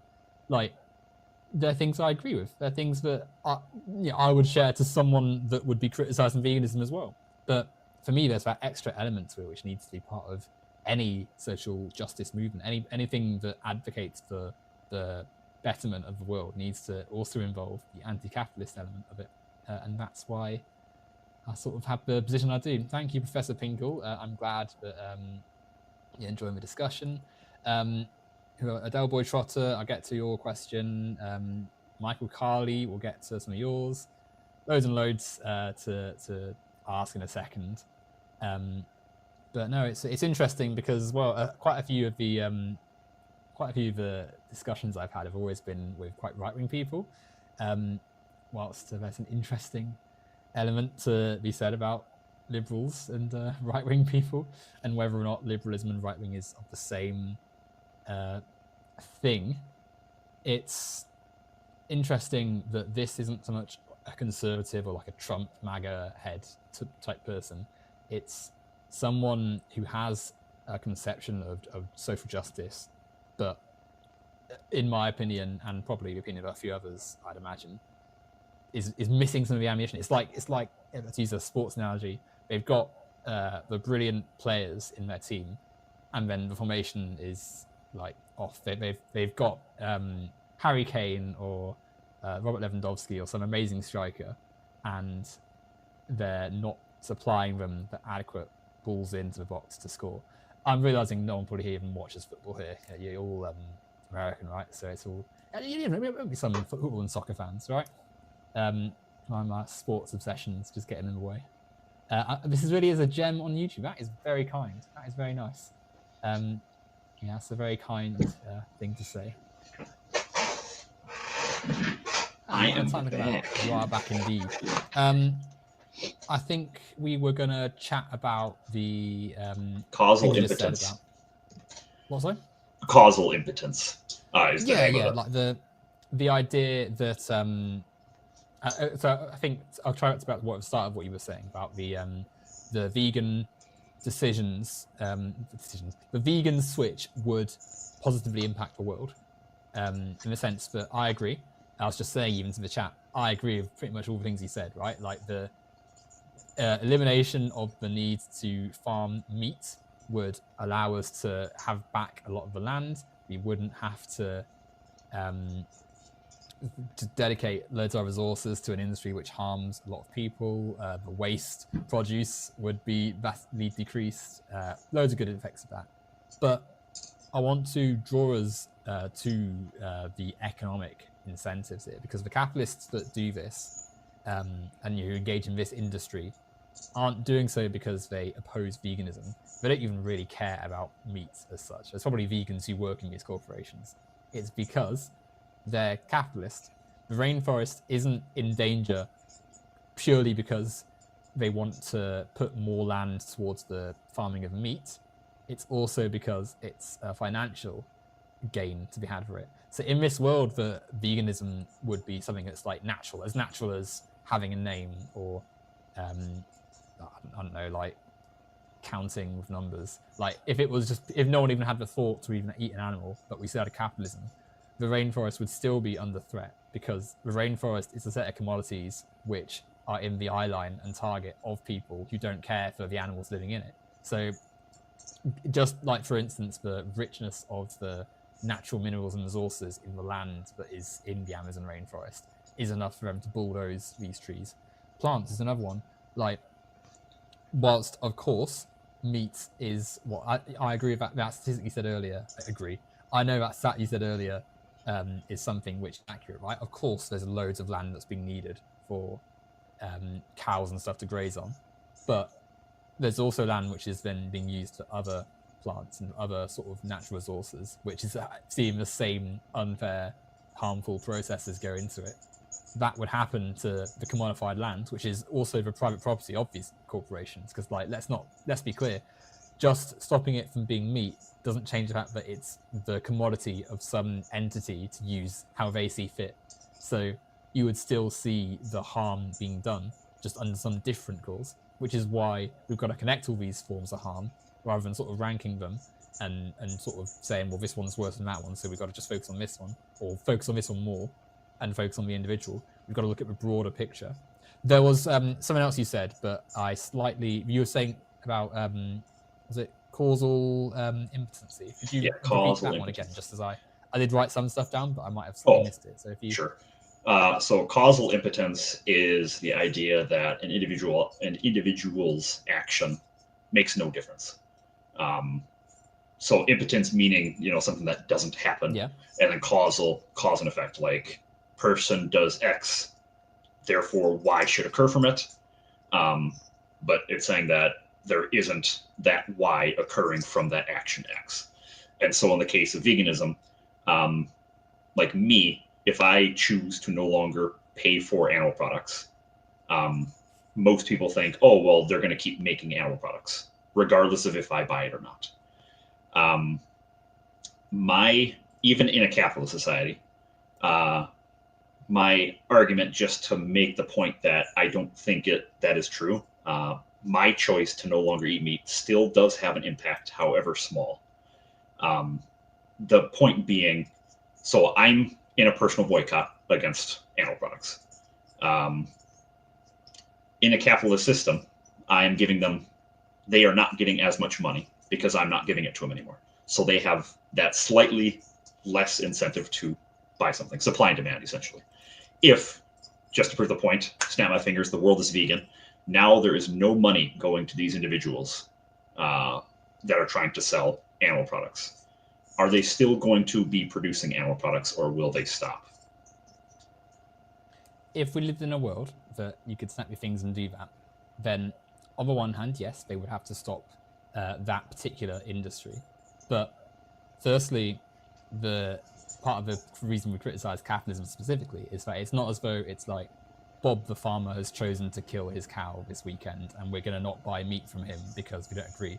It's Bob, the CEO of a mega corporation, has bulldozed half the Amazon to put his cows in place, and it doesn't matter if 100, even 1,000 people stop buying it, because it's part of the structure of the world's food distribution.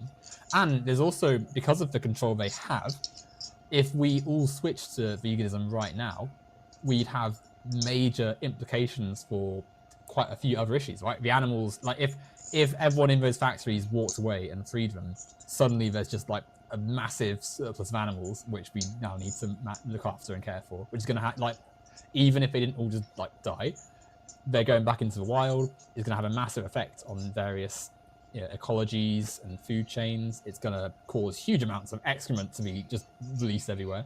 Like, there's things we'd have to manage as a society. Would you trust said corporations to do that? I don't think I would. They've washed their hands of it, right? If everyone goes vegan, but we still have capitalism, they're like, well, off they go. They're someone else's problem now. I'm off to go and sell you tofu burgers now for upmarketed prices. Like, we live in the reason we're sort of thinking it in terms of systems is that there are major structures that we have to interact with, which can't be, even if we try and boycott them, have to have systemic analysis to try and change them. And again, I'm not saying that boycotts are bad and we shouldn't try and do things as much as we can. I'm a pragmatist too. But realistically, the meat is still in the shop and is going to be there. And if you don't buy it, it will obviously be chopped, be thrown away or whatever. Not given to the homeless, I'll stress. Not put back into actual use or fed to someone. Just chucked into the bin or something. And the chicken is still dead. And the chicken will continue to be killed because of the economic situation that's in place. And as well, also with this too, I think the way that food is operated need to also be managed if we were going to switch to a non-vegan system. And again, I know we're sort of talking about hypotheticals here and such, but my point on the whole is that the way, like, we're almost like the way you've presented it is almost to some extent like a switch where it's like you are 1 vegan, 0 not vegan, right? Like where it's like in Sims or something where you can toggle the option, like, and I'm saying that it's connected to many nodes in a system, and for it to be feasible as like for something to push people towards the direction of, it should be connected to toggling the other options off, and thinking about the environment and such wider than just are you vegan or not. I think with the idea of the hypothetical, I snap my fingers, the world vegan. I do understand, like you said, you're practical. I'm practical as well. I do focus more on the functional approach, like what will actually happen. I use these hypotheticals just to explain a point. So in reality, more and more people will go vegan or plant-based over time, and there will then be less demand for these products. Therefore, there will be less supply of those products. Therefore, less animals are artificially inseminated, brought into existence, killed, stuff like that. In the case of that, the butcher shop, where he has all of his, products out in front, but then some of the stuff goes bad because people are no longer buying it. He gets rid of it. He throws it away. He's then going to contact his supplier, and he's going to say, "Hey, reduce my my purchase by X amount. Like I'll buy this fewer amount of the product." So then the supplier is going to look at that and say, okay, well then we don't need to produce that much because we will then be wasting money. Therefore, they're not going to bring more. They're not going to artificially inseminate as many beings into existence for them to then kill. In reality, I am 1 vegan, and I cannot talk to 8 billion people at one time and say, go vegan, and then all of a sudden they're all convinced. I personally, like I said, I've convinced probably 12 people at this point to go full vegan, and many countless more that have admitted to varying degrees of reduction in animal product consumption. Like, I've got a number of people who they're like vegetarian now. I've got people who've gone pescatarian. I've got people who have reduced that while they still eat animal products like steak or chicken or whatever. They've reduced it where they're only eating it, once a week rather than once every day. And so all of these impacts that I'm personally putting onto the system by changing people's minds is what leads to that overall change where this drop in demand is occurring. Therefore, the drop in supply will occur.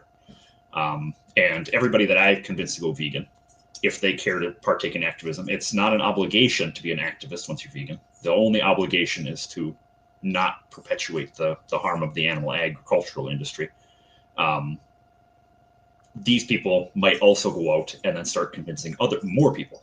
And so it is still that overarching change, which is leading to a change in the economics of the system.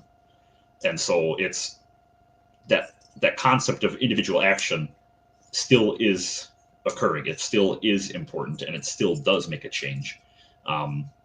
Just because I'm one person of 350 million doesn't mean that I'm not making a change because there's so many other people. That me changing still has an impact. It still is, however minor a force nonetheless. Okay. Whilst I can see what you're saying, and we're going to ignore for a second that, I said earlier that harm exists in many forms. We'll ignore that for a second. Let's return to this idea of the butcher, right? So like you said, the butcher one day notices that people have gone vegan in their vicinity, and they've not bought all the stuff that's on their meat rack. And so they call the supplier, and they're like, I can't buy your stuff anymore, to this extent because I've had less business there. The supplier doesn't think, well, maybe they're feeling ethical that day, maybe they will.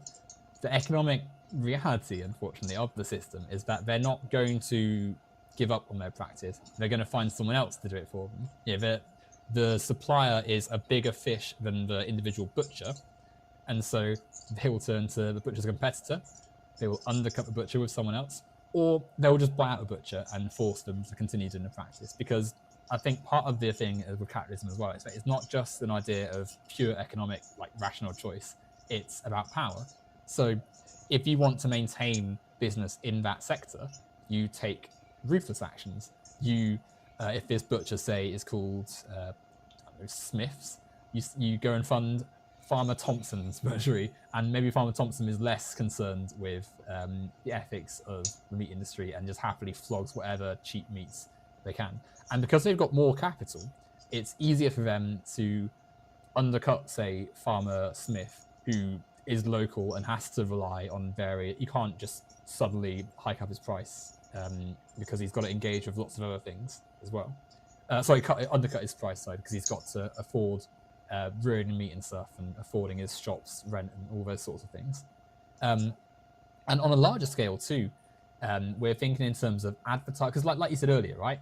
You could educate people, and I think it is good that to have conversations about how we eat, because like I said, I largely agree with all the things you've been saying. Like, just eating meat all the time isn't the best way to live your life. There are absolutely things we should be learning about in terms of how animals are treated. It's an important thing, but it's hard to do that against a tidal wave of, as we were saying earlier, misinformation about meat, people's diets being influenced by the people who are in control of food networks, advertising, the way that our cultural views and attitudes are shaped by existing power structures, both tacitly and explicitly.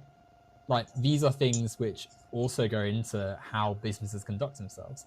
And on top of that, the average business isn't the local butchers. It's Walmart would be the American example, but like, big supermarkets which can buy out any local business basically by putting a branch of their chain in the local town, in the street corner.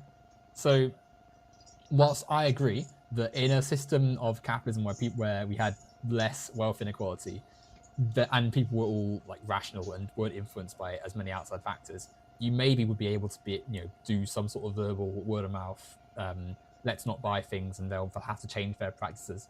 But the functioning of our system is one of power, and when power is challenged, it doesn't unless you've got a big force, like, you're not going to be able to change the system from with it, or certainly not just by using the system's own logics against it, which I think ultimately is what this is, right? We're going to take our money somewhere else where we've got more money, and that is part of what we're sort of saying. This has to be tethered to anti-capitalist discourse as well. I think my point still is there in regards to the reduction in demand of a product. So with the butcher shop example, he's no longer buying as much product from the supplier. And in the hypothetical, let's say the supplier buys out that butcher shop then, and then they now own the butcher shop. That does not change the fact that there is less demand at that shop. And they would be economically disincentivized from continuing to stock that shop to the same extent, because they would just be throwing money away, which is something that they don't want to do. They want to make money. And so regardless of who owns the shop, be it Walmart or a small, Smith's butcher shop, anything like that, the fact that there's less demand for the product is going to disincentivize that company, or that, just the one owner, or Walmart or whatever. They aren't going to want to keep wasting money just to have full shelves when they throw some of it away every single day. But so then I think that is like, because I agree, right? That is like, it's not as though you get new customers. Like, if you're in the same, like, geographically, that shop is still maybe getting less meat bought at it. But even if we ignore the mediating factors that I said a second ago, that it's less, like, we aren't isolated. Like, it's influenced by advertising and stuff.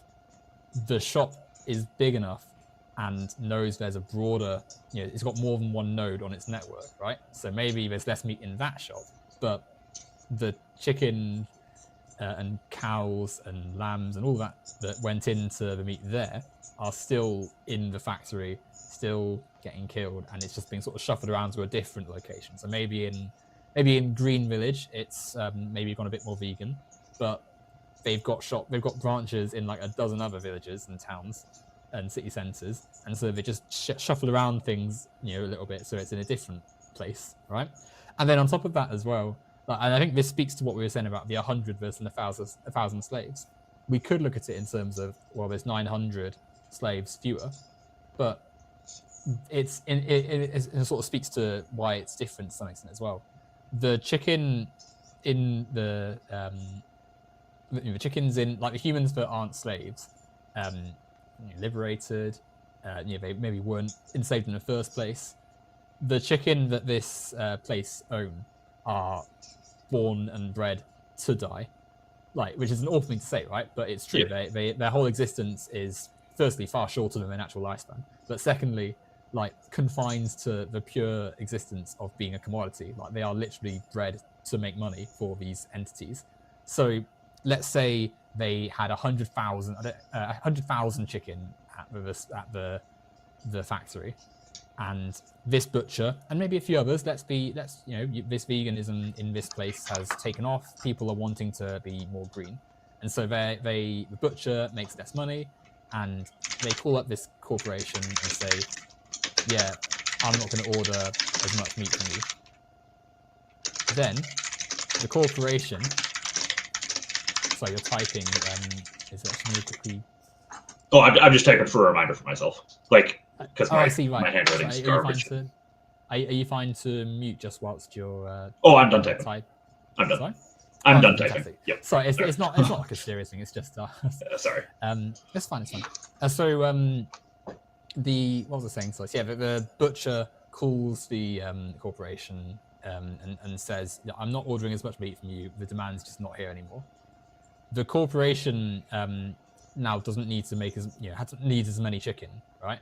But the fact there's fewer chicken in the plant hasn't really changed anything, because the ones that, like, even if it was like 10,000 cold from that, right? 90,000 chicken living a horrible life out of 90,000 versus 100,000 out of 100,000. Like, there's been no liberation or freedom. It's just that there's now a smaller population out of a whole number. The fundamental problem is still there. It's just that it's like N has changed. If N was 100,000 and now it's 90,000, the 10,000 haven't been freed. They haven't, like, had a better life. They're just not in the equation anymore. The action that challenges the structure on the whole, that says, hey, let's not give chicken and cows the worst, like, existence imaginable, requires challenging who has the rights to own animals for their own profit. And I would say no one. It should be that we manage our resources democratically and ethically. So whilst we have because, like, as well as the fact that we couldn't click our fingers and change to vegan straight away, there's also the fact that food networks are intertwined with meat industries at the moment, and it would take time to prise ourselves away from it. So there would be still animals that would be dying if we tried to switch away from veganism. Like, if we wanted to keep people fed and such, it would take time to switch to ethical forms of management and not killing as many animals and such, and eventually no animals dying if we were going to get to that world. So for that to happen in a way that is effective and also more realized in a world than just, like, yourself and your friends and people in your own, like, if it's going to be a societal thing to get to veganism as like an ethical core, that would have to come through a movement which challenges capital, which challenges economic power, and that movement is one which is going to intersect with capitalism, like, inherently. I would disagree with you have to change the system in order to change a great ethical issue. Or seriously challenge it anyhow. Well, again, because I like making the analogy to chattel slavery in America. Chattel slavery existed in capitalist America, and then after it was abolished, the Emancipation Proclamation, everything that happened, it was still a capitalist nation, and we still are a capitalist nation. And so the ethical travesty that is, or that was, chattel slavery was ended in a capitalist nation. People like to just say, oh, it was because of the Civil War. There was already decline, economically speaking, for slavery due to the Industrial Revolution, and the wealthy slave owners were getting upset about industrialization because it was hampering in their economic right, or like the economic efficiency of the slaves that they had. Not to say that capitalism itself was the sole reason that slavery ended, because the war obviously did happen as well. But great change can still happen within a capitalist system. Slavery ended in a capitalist system. And in the same sense, I think veganism can be enacted in a capitalist system. I don't think you necessarily have to remove capitalism in order to change something. I think that I fundamentally disagree with the point about chattel slavery here, because I think that it's fundamentally linked to capitalist discourses, and that it took in the Industrial Revolution, whilst obviously many good things came from it, chattel slavery was some very bad things, which were sort of at the core of it. The Michael Carley, I mean, I don't quite agree with the America ended it, in the sense that the slaves, the worker movements, academics, people who criticized slavery were the ones who ended it around the nations which sustained it for a very long time, until they were unable to resist these pressures, and in some cases fought wars and such. But Michael's right in the sense that European nations needed slavery to expand their empires, to pull labor as well, because the labor of slavery is what made the wealth of the capitalist nations. Like Britain is not inherently richer than the rest of the world because it's British. It's because we had an empire and we looted continents basically and enslaved people to generate wealth, right? And so when we return to, I know we're getting a bit away from veganism here for a moment, but I think the point that, because you're right, America is capitalist and it no longer has chattel slavery, but the ramifications of chattel slavery are very much still real. So the fact that they went to war over slavery, is the fact that the southern states in the US, the Confederate states, wanted to fight a war to protect their right to have slaves as part of their economy should be the clear smoking gun here, right? But the fact that Reconstruction wasn't able to be fully realized because of the ways that white supremacists preserved their power, Jim Crow, mass incarceration, the fact that capitalism, because it had that racial component to it, has maintained that. So even whilst, of course, we have protections and rights and such to say racism is not okay, but economically, the legacy is still felt there, which is why poverty is disproportionately mediated through race, education, all these things, which is also why it's harder to impart vegan principles, because if you have lived in a time with this inequality economically, things that are readily available, like meats, like chicken and such, become staple foods, which then explains why you have stereotypes about black people and chicken and such, in part mediated through the history that has been imposed upon black people, which then explains why it's tradition and why it's part of a staple as much, which then doubly explains why it's hard to break away from it, ignoring all those things. But to go back to the point about veganism through this little sort of sidetrack, the reason we say we need to, the reason that I would dispute the idea that chattel slavery has just fully ended completely is that even though the institution has officially ended,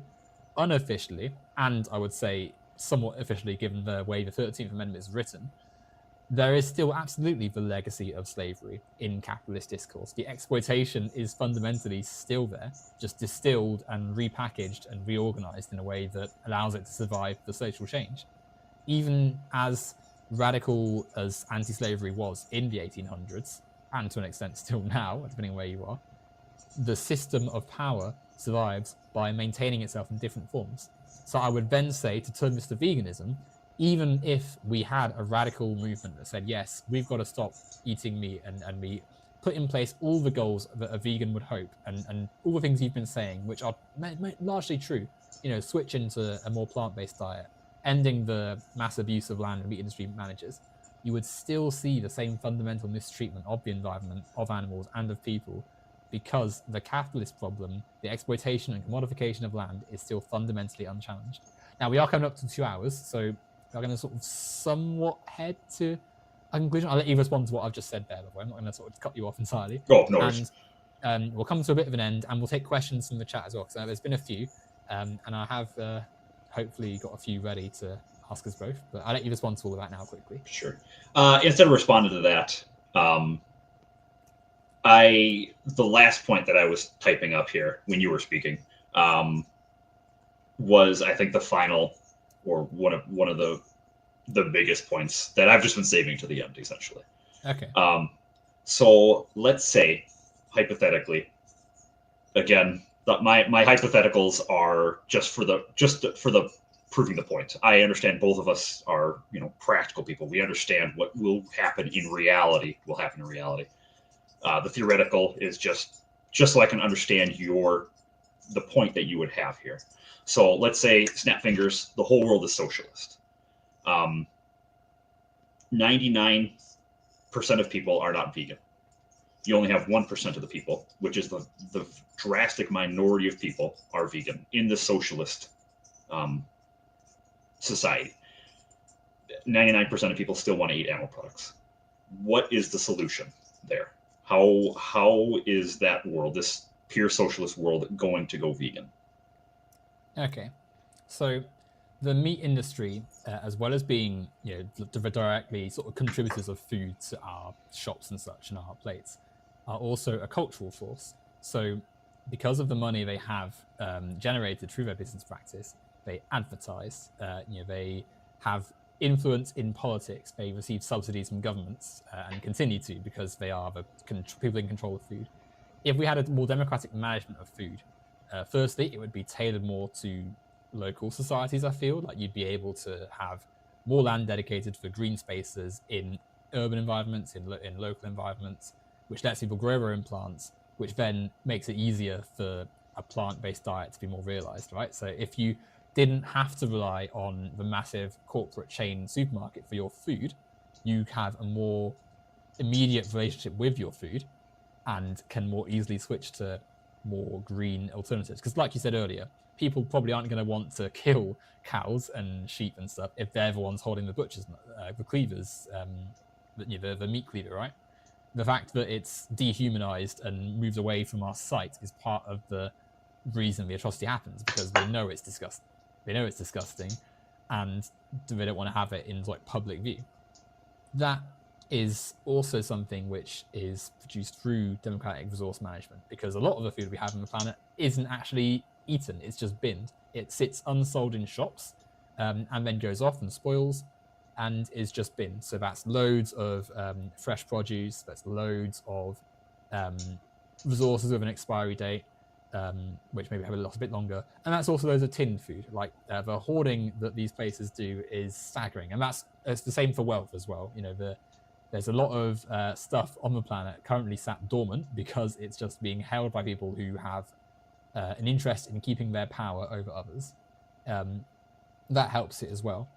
I think that the advancements in science also massively benefit us here. If we had a democratically controlled society, we'd be able to. So I think a question that's coming up in a second for us, well, for you actually, as I've said, but Sure. The role of synthetic meats, and the fact we can use our scientific knowledge to create our own foods based on the proteins we have extracted and such. That would be massively beneficial. And throughout the wasted energy spent on conservatives that say, oh, I must eat a cow's burger, I cannot eat things from a lab. You could just go ahead and make more of that and have it available en masse through an ethical production process. So there's loads of functions of society you could improve by going to socialism. That would also critically be in direct control of people. So if there was an issue, you could democratically discuss it and not say, have to wait for some billionaire to decide they're unhappy with it now and they're going to change it. So yeah, there's loads of potential for it. So with this socialist world, fully go vegan, or would they still allow, farms all over the planet to continue to, farm animals because people Well, still it's a want to eat process, meat right? and stuff like that? It's a process. So like, if a hypothetical finger click, like, Yeah. obviously there's a lot of meat that still exists and a lot of animals, but Yeah. it would be a transition. So you would assess that, hey, actually we don't need to eat this much meat. Let's phase it away. You would do like rewilding. You'd, I mean, lots of these animals, like, it sounds silly, but like pigs, for instance, have the same traits of intelligence we associate with dogs. It's a great pet there, right? Yep. You've got the potential for, I mean, you can, like, you've got ethical ways of farming, because like I said earlier, some people have relationships to animals in different ways to sort of we conceptualize in the West. So they are still consumed, but they're not like living horrible, evil lives. They're part of the way they relate to nature and such. Now, maybe that's not for everyone, but for a lot of people, that is going to be something which is easier for them to stomach, and especially if it's not like, killing them after like a week of existence or whatever, like you see in some cases. Yeah. And there's also an element of the fact that we would be able to make this switch more easily if the resources we had were democratically controlled too. Like we imagine it's so tricky because you need like £1 billion to do anything with anything these days. Like, you need to have substantial capital to actually influence anything. In a society where this wasn't the case, where things were democratically managed, people could have direct control. Like, if we pooled our resources together and had everyone on the planet a participant in democracy, suddenly the extent of the task needed is far less of a chore. So I think that, yes, there would still be people eating meat in this society, but as with any injustice, you would be able to lower it and eventually get it down to something which is much healthier and better by making society more fair and democratic and such. I guess that's the root issue I would still have, even in this socialist world, in the sense that as a vegan, I would grant animals, the most basic right, the right to life. And so at the end of the socialist world, where they are still going to be eating animal products because a large enough amount of people want to eat it, and the way that the democratic government works is that, okay, well, we could supply it for these people. That still is fundamentally against veganism, in the sense that animals should be granted the right to life. Well, they and are, so though. You're still getting there. Like, you're still getting to an end point where eventually no animals are, being systemically like killed for their food and such. Like, it's just that, firstly, it acknowledges that it takes time to change the habits of the whole planet, and secondly, some like indigenous populations, for instance, that have different relations between nature and food, and nature and food and their ecology and such would still be engaging in some form of it, which I don't think is the same as like mass slaughter of livestock, reared cows or whatever. Like, I think it's different when it's something which is like living naturally with the land and such. Like, so no, I don't think just because we haven't reached like 0%, it wouldn't mean that the overall ethos of treating life fairly isn't being upheld. We definitely, and more to the point as well, we would be able to do things in a much fairer and more democratic way than, say, under capitalism, where like, because like, absolutely, there are some things where like, because I don't want to get into some sort of like glorification of you get like indigenous people as like some rarefied state of being, right? Like, they're not one category. There's many different groups, and as with anyone, there'll be things which could be critically interrogated from various practices.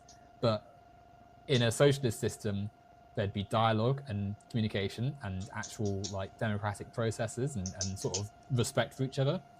In a capitalist system, as we've seen for the whole human history, basically, or whole capitalist history, they just come in and kill whoever's indigenous, and the ones who live get to live on an enclosure, whilst the rest of the place is like destroyed basically for capitalist profit and such, as we're seeing in the Amazon, as we saw in America with the arrival of the Europeans and such. Like, so I think in terms of potential, there's loads of scope for things getting better, which is why I'm sat here saying it, right? That's why I'm saying that should be our aim, long-term goal. Okay. I think my last point with the capitalism socialism aspect, and then I would have one very minor point for you specifically, and then we could go to questions because I don't want to keep going far longer than you were expecting. I think in the sense of the capitalism versus socialism aspect of running towards veganism, because that's my ultimate end goal that I would hope for. Even in capitalism, like my individual action is still making a change in the capital.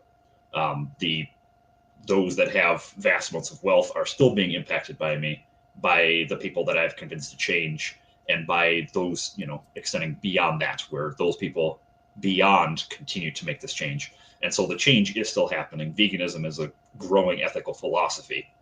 And so I think it can still definitely happen within a world of capitalism. As for the point towards you,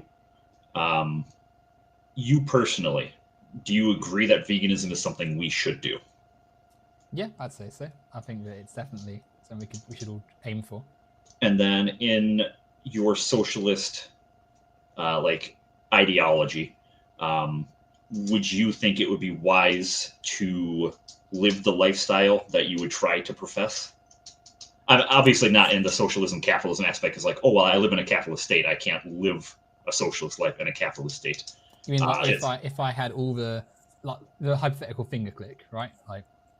Oh no, more so, if you agree that veganism is what should happen in regards to morality or ethics or environmental or whatever your concern is, do you think that you should personally live by that standard to show that this is the way that we need to, this is the goal that we should aspire towards? Do you think that is something you should? Yeah, I think you should absolutely try to. So you would, in the best way you can, of course. Yeah. And so for you personally, what would stop you currently if you could think of something from going vegan yourself?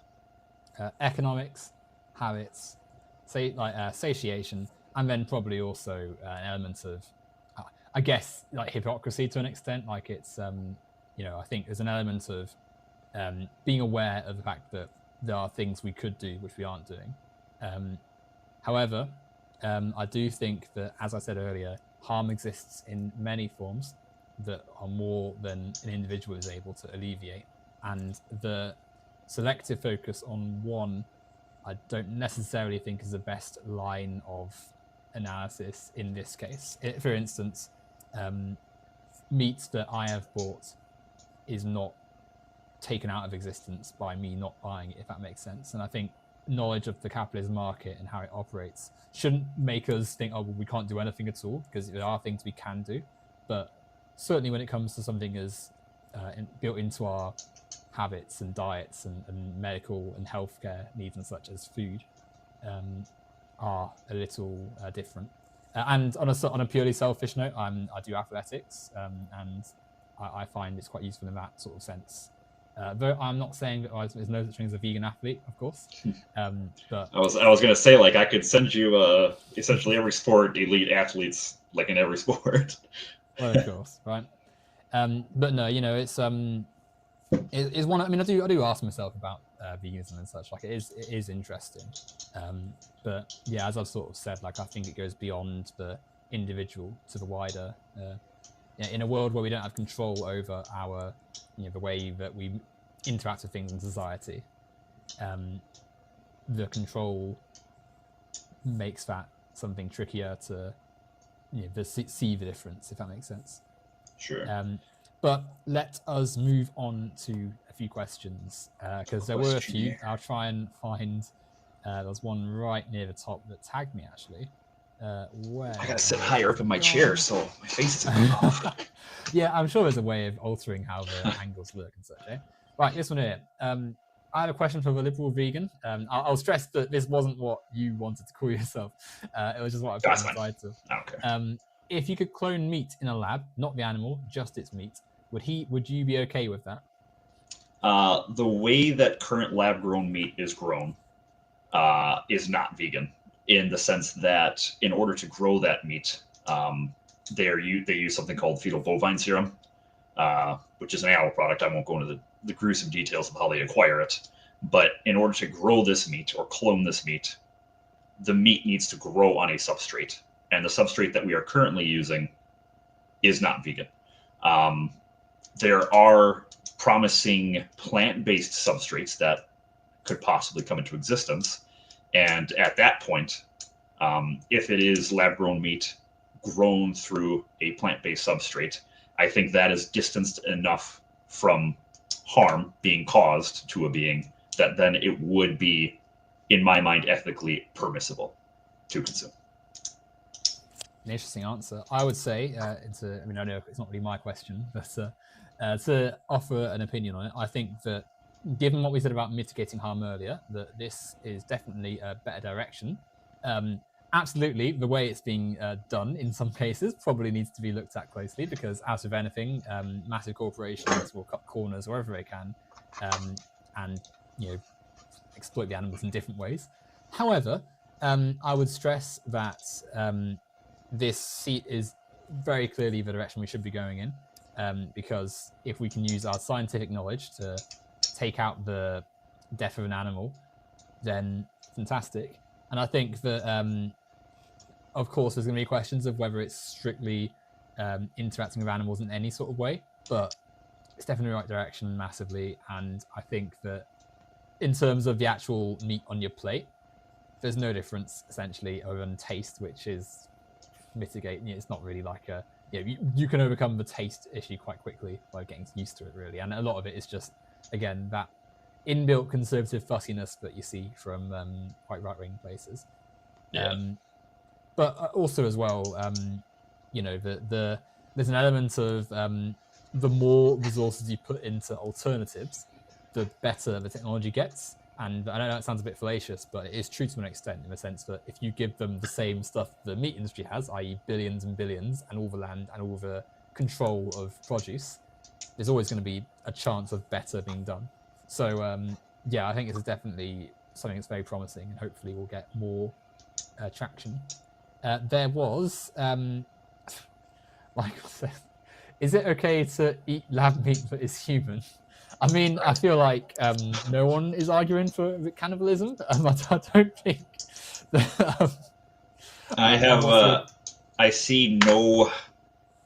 I don't see a moral difference between eating a human and eating an animal. I think both would be bad. In regards to if we give this, let's say it's a vegan lab grown human meat, I would have no ethical concern with consuming it.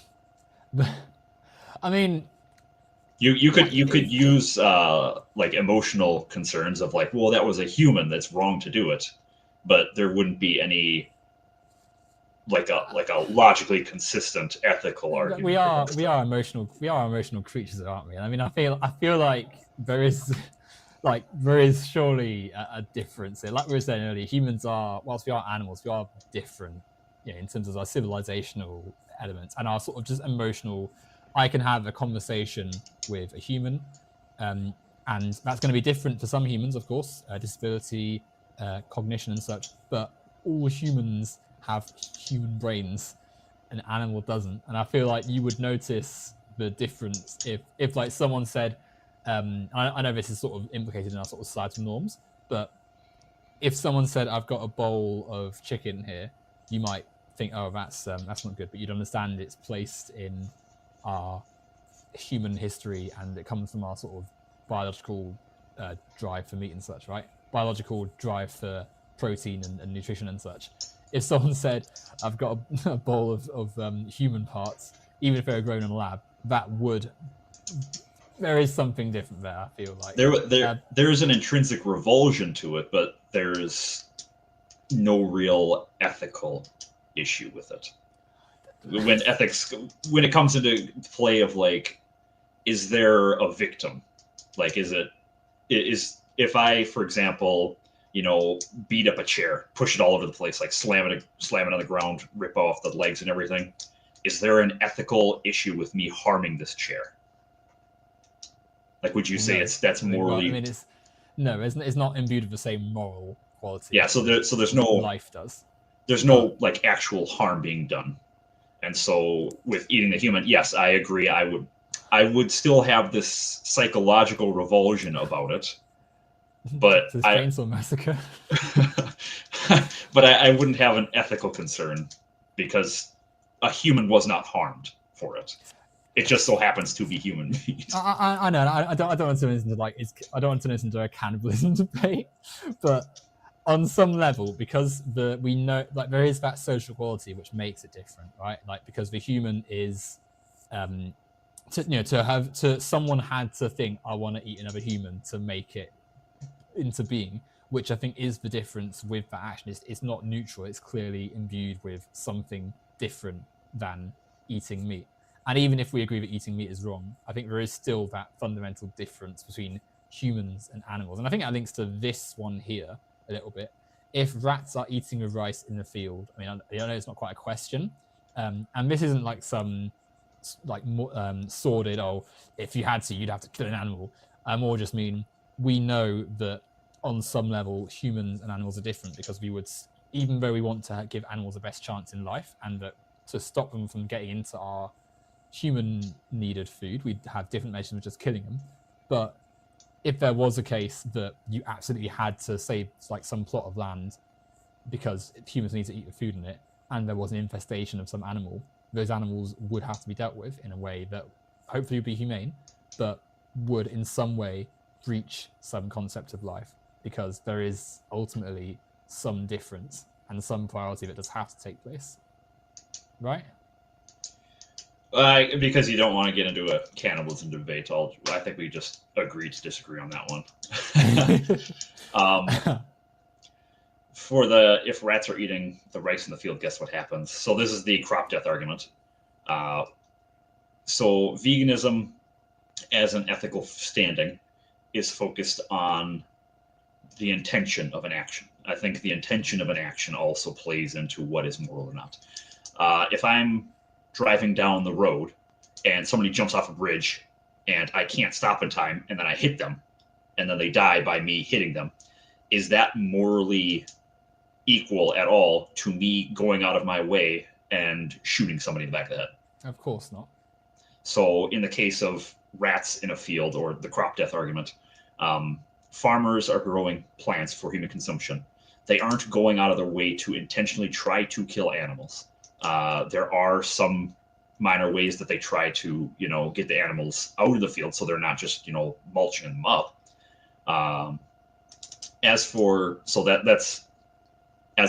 That explains the implication where the farmers aren't looking to kill the critters in the field. That they aren't doing it for that. They're doing that. They are unfortunate deaths that occur from harvesting crops that is used for human consumption.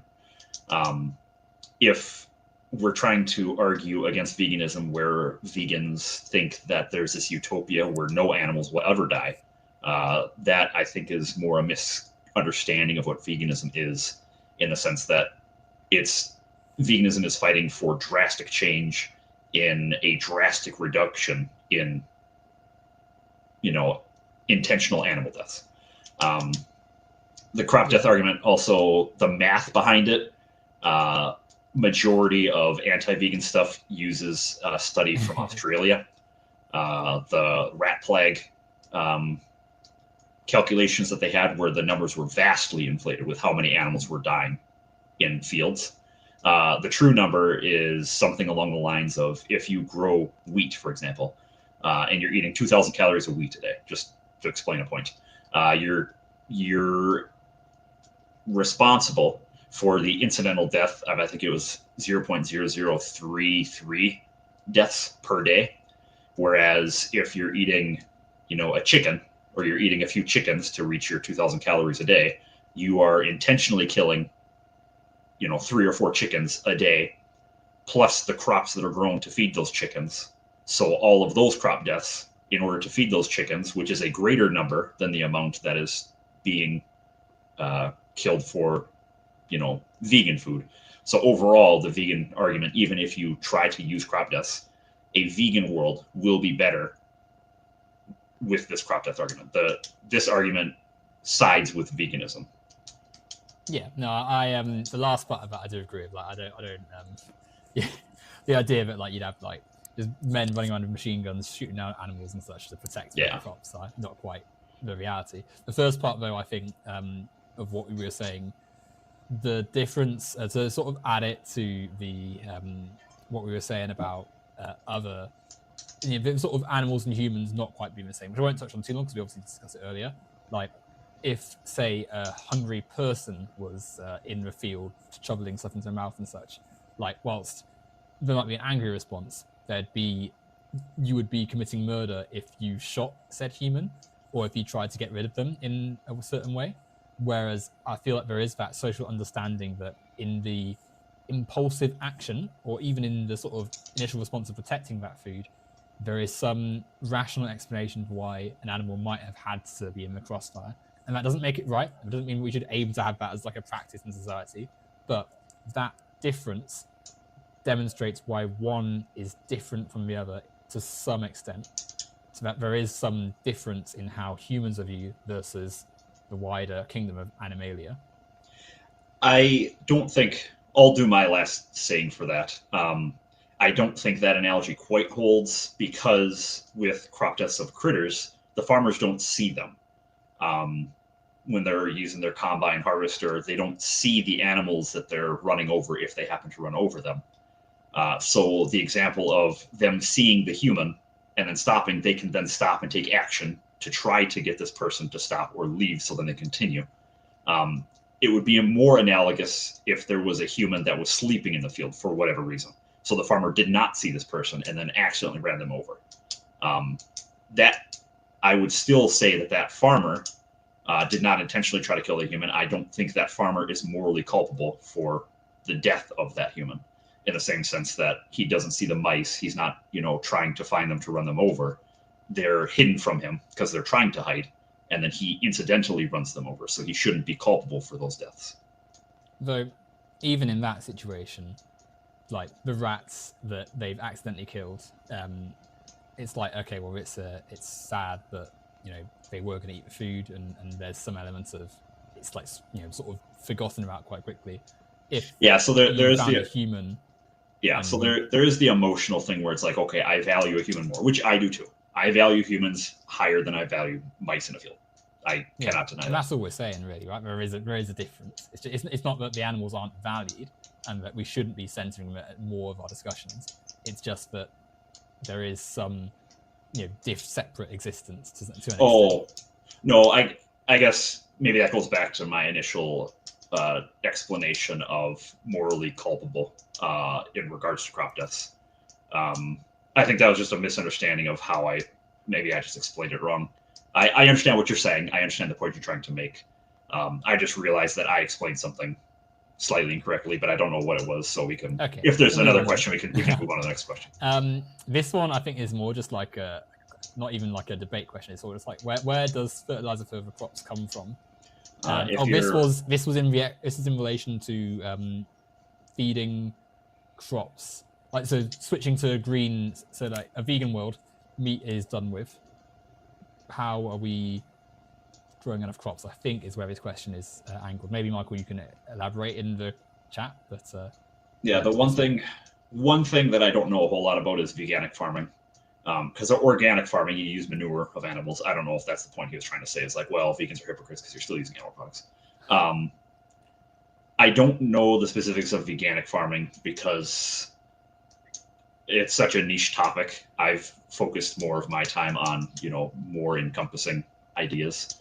I don't know the specifics of how they work.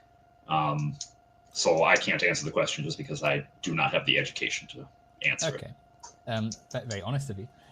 Very refreshing, actually. Saying, I'm sure you would. I'm sure you have some ballpark idea, and I'm sure you could go and read about it. As would I, because I'm not a biologist. I don't think I have the trained knowledge to tell you exactly how fertilizing of a plant works with artificial stuff.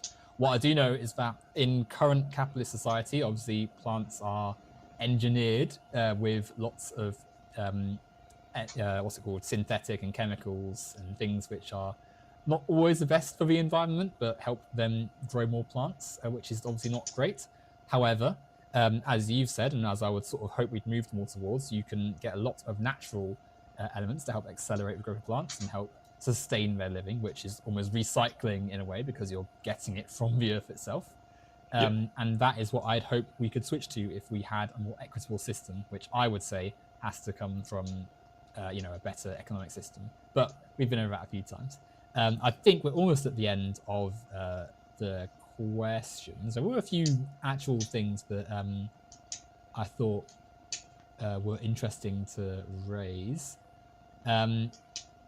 Jason says, the host agrees with veganism and thinks society should move towards it, but is unwilling to go vegan until the government changes. It's a simple change that drastically reduces harm. And to sort of repeat what I said, I think veganism is, a good societal thing to have. I just don't think it is something which is predicated on one individual thing, but something which affects all of us. Because there's many, as I said earlier, so I don't want to go over myself too many times. I'm sure you've also got things to do as well. I'm good for another hour here. So I mean, if there's more questions, I'm fine saying it's up to you.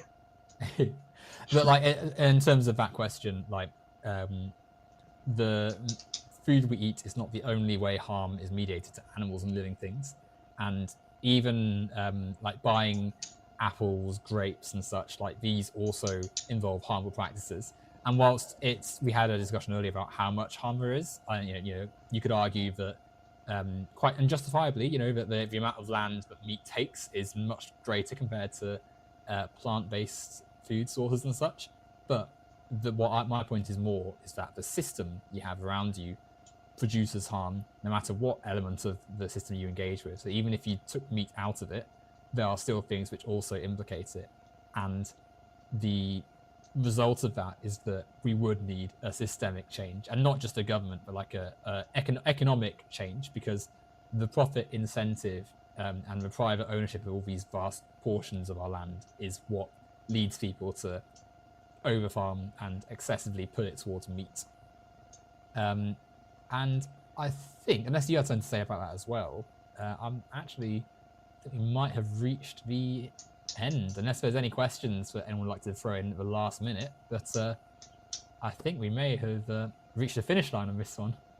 I think what I would say about that is I think there can be an internal calculus in regards to amount of effort an individual needs to exert in order for a change that they view as more ethical. And you can compare it to the outcome of that change. And so in regards to him saying changing to veganism is easy, I think because vegans are so rare and society is averse to changing to veganism, there's a big fear of, it's very hard to change to being vegan. I don't believe that's actually the case. I think it's overblown in essentially every metric of how challenging it really is. As for the outcome of going vegan, is that from an individual standpoint, it is a drastic reduction in harm. And going back to this mental calculus idea, if you're comparing the amount of effort to make the change and the ratio of how much that change impacts society, and I could bring up another example. Let's say you change from, driving an internal combustion engine, and you change it to an electric vehicle. You're at the point where you got to buy a new car anyway. If you need a car, you're going to buy a new car anyway, and you decide, you know what? There's just a little bit of effort to learn how an EV works, but changing to an EV from an ICE vehicle is a drastic change on the environment. And so somebody would probably view it themselves internally as a moral obligation. I should buy an EV instead of another ICE vehicle. So then they're going to buy the EV because it's very low effort and a large change. You can find another example where it would take a lot of effort to change something. Let's say you want to reduce your electricity consumption. And so you're going to buy top of the line light bulbs and replace all light bulbs in your house. And it's going to cost you $1,500 for all these light bulbs. And then the impact of that change is very, very minor. You're using, 1 kilowatt hour less per year, something very small amount, an amount nonetheless, but very small. So that internal calculus is, this is far too much effort for how much impact this change has. So cycling back to veganism, I think the effort to change to a vegan diet is a lot easier than society would lead someone on to believe. It can be challenging, but not to the extent that people think it is. And the impact that it has shifting towards a vegan diet is very large. If we want to look at it not from an ethical standpoint for animal rights, the environmental aspect, I read a study a little bit ago that shows that the amount of emissions from animal products, if you eat a meat heavy, a moderate meat consumption, and then a light meat consumption, they compared vegetarians, pescatarians, and then vegans, and they calculated all of the emissions of the production of these foods, transport, all that stuff. And it went to show that it was, I think, 2.69 kilograms of CO2 daily or weekly or whatever the metric was. But then a moderate meat consumption was more than double that. And so if they were to go vegan, if this moderate meat eating person were to then swap to veganism, in regards to environmental impact, it is almost the same as swapping from an internal combustion engine to an EV in terms of emissions on the environment. And so if somebody thinks that that drastic of a change for the vehicle was a big one, and like it drastically reduced their impact on the environment, veganism will be harder to, switch to, but it still has a large impact on, society and other people around them.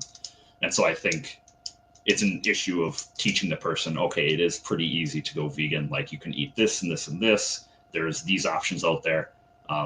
Hopefully we can get them to swap to veganism for their own internal calculus, which they can probably prove to themselves is the right thing to do. I think is the point that he was trying to say. Although he only had like 200 characters. Exactly right. I mean, yes, there's a risk of extending this conversation another half an hour and going into this little bit. I do agree with some of that. You can definitely teach people more about veganism. As we sort of said earlier, education is something else, which is a whole topic of, how can we get that to be in a better state and such.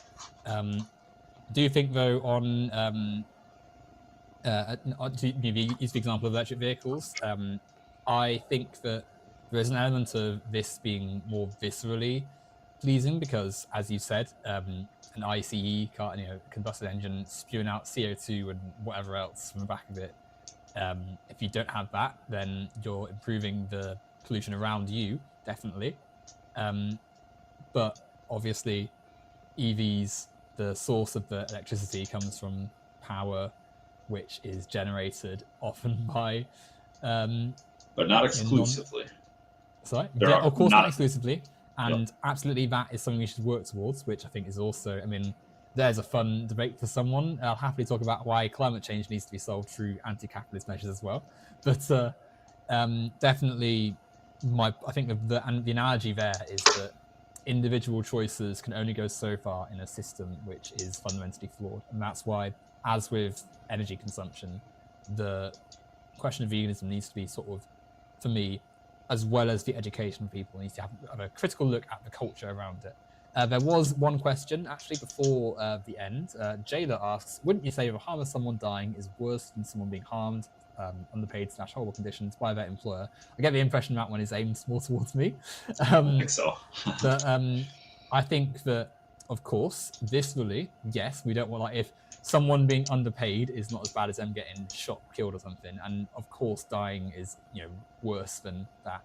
However, death takes many forms, and the societal harm that we see from people being underpaid and the poor conditions they're working in does lead to death. Maybe not directly as, an animal getting shot to use its meat for food, but ultimately, in the process of the capitalist system requiring him to work excessive hours and such, that has the impact on their life. In the same way that, smoking will eventually have a negative repercussion on your life, but you could smoke cigarettes and not notice it on the day in question, right? Like, don't have to die from a cigarette on the day you smoke it for smoking to be bad for you, in the same way that capitalism might not kill you straight away, but the long-term effect of working excessive hours, not having access to your material needs, will kill you.